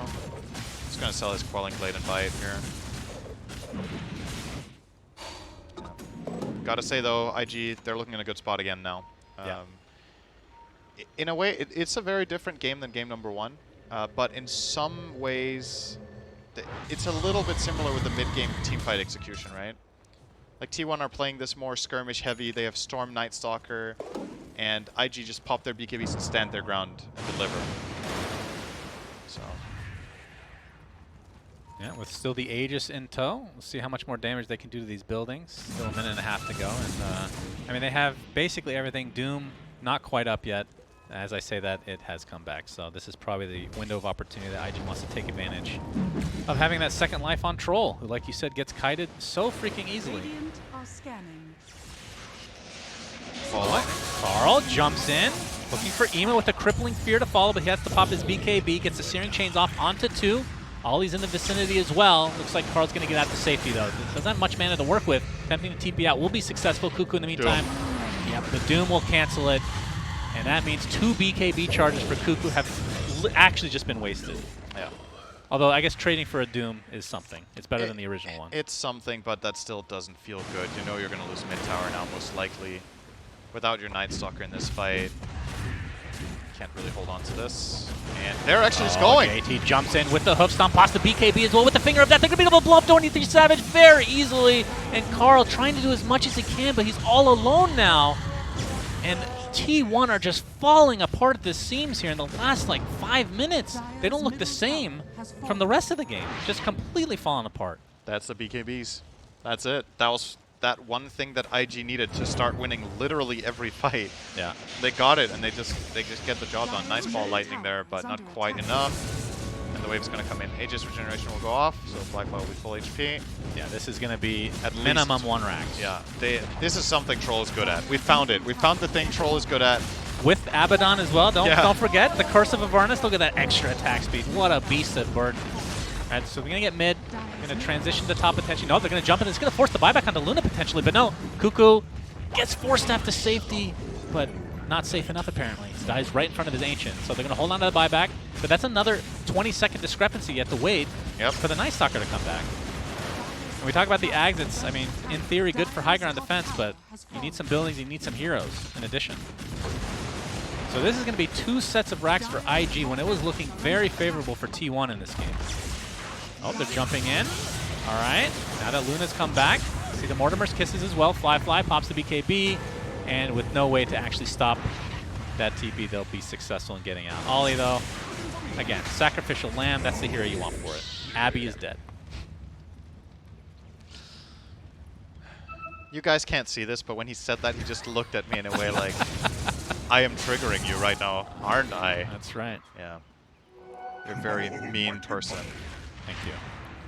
Yeah, this This was is a great jump. Yeah, very good. Very well executed. And at the same time, you might ask yourself, why is 23 Savage there, right? You have a dead Night Stalker. You are Luna, exposed to being blink engaged by either a Lion or a Tide or a Doom there. It is, no matter how you look at it, that is just a mistake. And IG just punish it very quickly. And basically off of that jump, build themselves what should be a victory here. That was the killing blow. Although, yeah, I mean, I guess the game's still going, so let's not count them out just yet. But if IG are to win, that was a very key moment in their victory to get that jump. T1 are going to look for some sort of opening here with their Ravage available, but like we talked about, Tide going Axe means there's no like blink surprise engage, and you need longer fights where ideally Cuckoo maybe engages on the Lion, or Storm does, and then you build something from there. But well, you got the Silver Edge now onto 23 Savage. Bought the Shard, by the way, so I guess that's still part of the build. We talked about this previously, that it was nerfed some. I wasn't sure if it's like something you actually buy or rely on Roche potentially, but I don't know if you buy that Silver Edge though. I mean, you get the crit and I mean, you get some safety. Yeah, you already have BKB. I don't know. Wow, Ollie is going for an Aghanim Scepter. Wow. You don't see that very often in position 5. Philosopher's Stone, baby. Yeah, that's true. It's a really good Ags, too. Basically, anytime your ult is popped, you will heal your entire team anytime they get hit. So, pretty nice. So yeah, it looks like IG is definitely in the driver's seat. And remember, this is the group stage, so only the first series. Every team's going to play each other. But T1, one of those teams that we weren't really sure about. Like, we thought, like at the Animajor, they were doing very, very well. It looked like one of the best teams in the world, in fact, and then have kind of dropped off a bit since then. So, see if they're able to bounce back in this game here. Managing to force out the Dark Ascension there is Emo, which is big because this opens up for a potential Roche attempt. As soon as that expires, I think IG should just chill. Like, wait it out. As soon as that ends, you can make your move. He can actually buy Ags right now and all if he wants. Yeah. That's insane. This is like the fastest Ags I've seen on support Abby. Nice Stalker in the trees. You can see Zephyr with the ult. He's not really going to connect on much here. Only a couple ticks. You can see the Aeon Disc picked up by Kaka. It does proc, so won't have that for this upcoming fight. And Emo has the Gleipnir, by the way, so disable several heroes now. And looks like they're just resetting into a potential Roche take here. But with that Ags Gush, it is quite annoying to fight into, no doubt about it, in that enclosed space here. So there's the Gleipnir up. 23 Savage has spot BKB and Silver Edge, and now that they know that's down, that is an open fight here potentially for IG. Emo, he pops his BKB though. Focusing on Whitemon for now. Doesn't really have much damage to speak of though, as Cuckoo gets initiated on by JT, looking for the Doom target potentially, but Cuckoo has to pop that and back away for now. Searing Chains from afar. Again, Emo just doing so much, creating so much havoc from afar right now. And Cuckoo looks to be the first to die in this engagement. Does have his buyback, though. They're going to get tied as well. He did have Ravage, but still has the buyback in addition. So we'll see if they end up trying to defend Roche here. That's one. Pretty sure IG's just likely just going to go for this. And all he does have his Ags now. No. Is this the fastest one you've ever seen? It's a part of Madden? I don't know. It's crazy. Oh, we got the Finger of Death on the 2. Oh my god, 23 Savage takes a tumble. No buyback to speak of. And that means it's a 5v4 advantage despite the buybacks coming out from T1. And they lose Whitemon again. That is a dieback. So this is a free Roche. That's going to be Aegis. That's going to be Shard. And that's likely going to be game. That was such a quick jump too. Like, no hesitation. They have these perfect 2 wards here, pre-placed IG, and they see a key hero, and Kaka's just in right away. You're gonna see it here. Instant Hex, just full-on burst. Lion as well as Storm and the Doom Stomp. And here goes Roche. Huge, huge, huge advantage for IG once again, and looking more and more like a 2-0 by the minute. Kyle testing his BKB. It still works, but yeah. Well, that's fitting. A fitting line, at least. At least they can have a laugh at it. That's good. Yeah. I mean, that's going to be the important thing going forward, is to keep morale up in games like this where, I mean, this one feels worse than the first one because you were in the driver's seat. Yeah, you're doing well in this one. A couple pretty key mistakes, I think we can objectively say, ended up kind of snowballing this in IG's favor.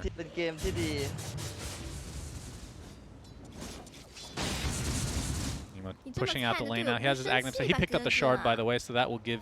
Actually, this one's kind of hard to remember. Don't show me, JJ. Don't show it yet. I'm trying to test my trivia here. Testing what? The Shard for Ember is... You get... The remnants do damage over time. They leave a remnant on any dead body around you. And I can't remember what else. There's a third thing. You restore a charge of your ult every time you get a kill. Every time you get a kill. Okay. Yeah. So pretty cool. Pretty cool Shard. I like it. I mean, the rest of the team, we talked about Lion already, and it's really just Doom. Might be second place. This is kind of cool. Has the old level death effect. Yep. Would love to see that someday, as he has the refresher now to go along. So that's double BKB, double Shivas, double Doom, double Midas. Synderen. Is there some sort of lore for like what Doom is based on that makes the whole concept of level death make sense? Like, in the lore of, like, Satan or Lucifer or whatever, does he like to gamble or something? Oh, boy. We're going to have to hold that thought as 23 Savages. Yeah. Refresher was used. Double Shivas. He got mauled. We'll have to ask Slacks. I believe that he worships Satan. Doom also has a voice line that says, I gambled, you lost, right? Like, maybe it's because it's a sin or something or whatever. Yeah, like when the devil comes down and... there's a lot of movies about that, where somebody bets their soul, right? So maybe level death is based on that. Yeah. I don't know. It's an old mechanic they wanted to bring back. Understandable. As T1. You need to come up with that spell first. That's true. Oh, Kaka! Yeah. Nothing's happening. Ollie gets his ult off, and you can see that his Ags is doing almost nothing. Yeah, that's what happens when nobody takes damage. Yeah, that's true. And this is going to be mega creeps, so IG going to take this 2-0. No, it's not, Shannon. There's still a ranged barracks top. My mistake, guys. I forgot that ranged barracks. Surely it will not be taken in the next 30 seconds. 30 seconds to take it out. Will they do it? That's the big question of the game. There's no question of who's going to win the game in the end. And there's the mega creeps. It's going to be an eventual GG, you would think. Trying to create as much space as possible as Whitemon gets off his Ravage onto 3. The zip back in by Carl. Wi-Fi just able to get his ult off in time, and we'll get the trade very easily there. And already at half HP with that Scotty now in tow. And the Blink Dagger as well. I guess they're just going to hold out as long as possible. I mean, it is TI, so understandable. You never know. If they dive your fountain 10 times, then you can come back.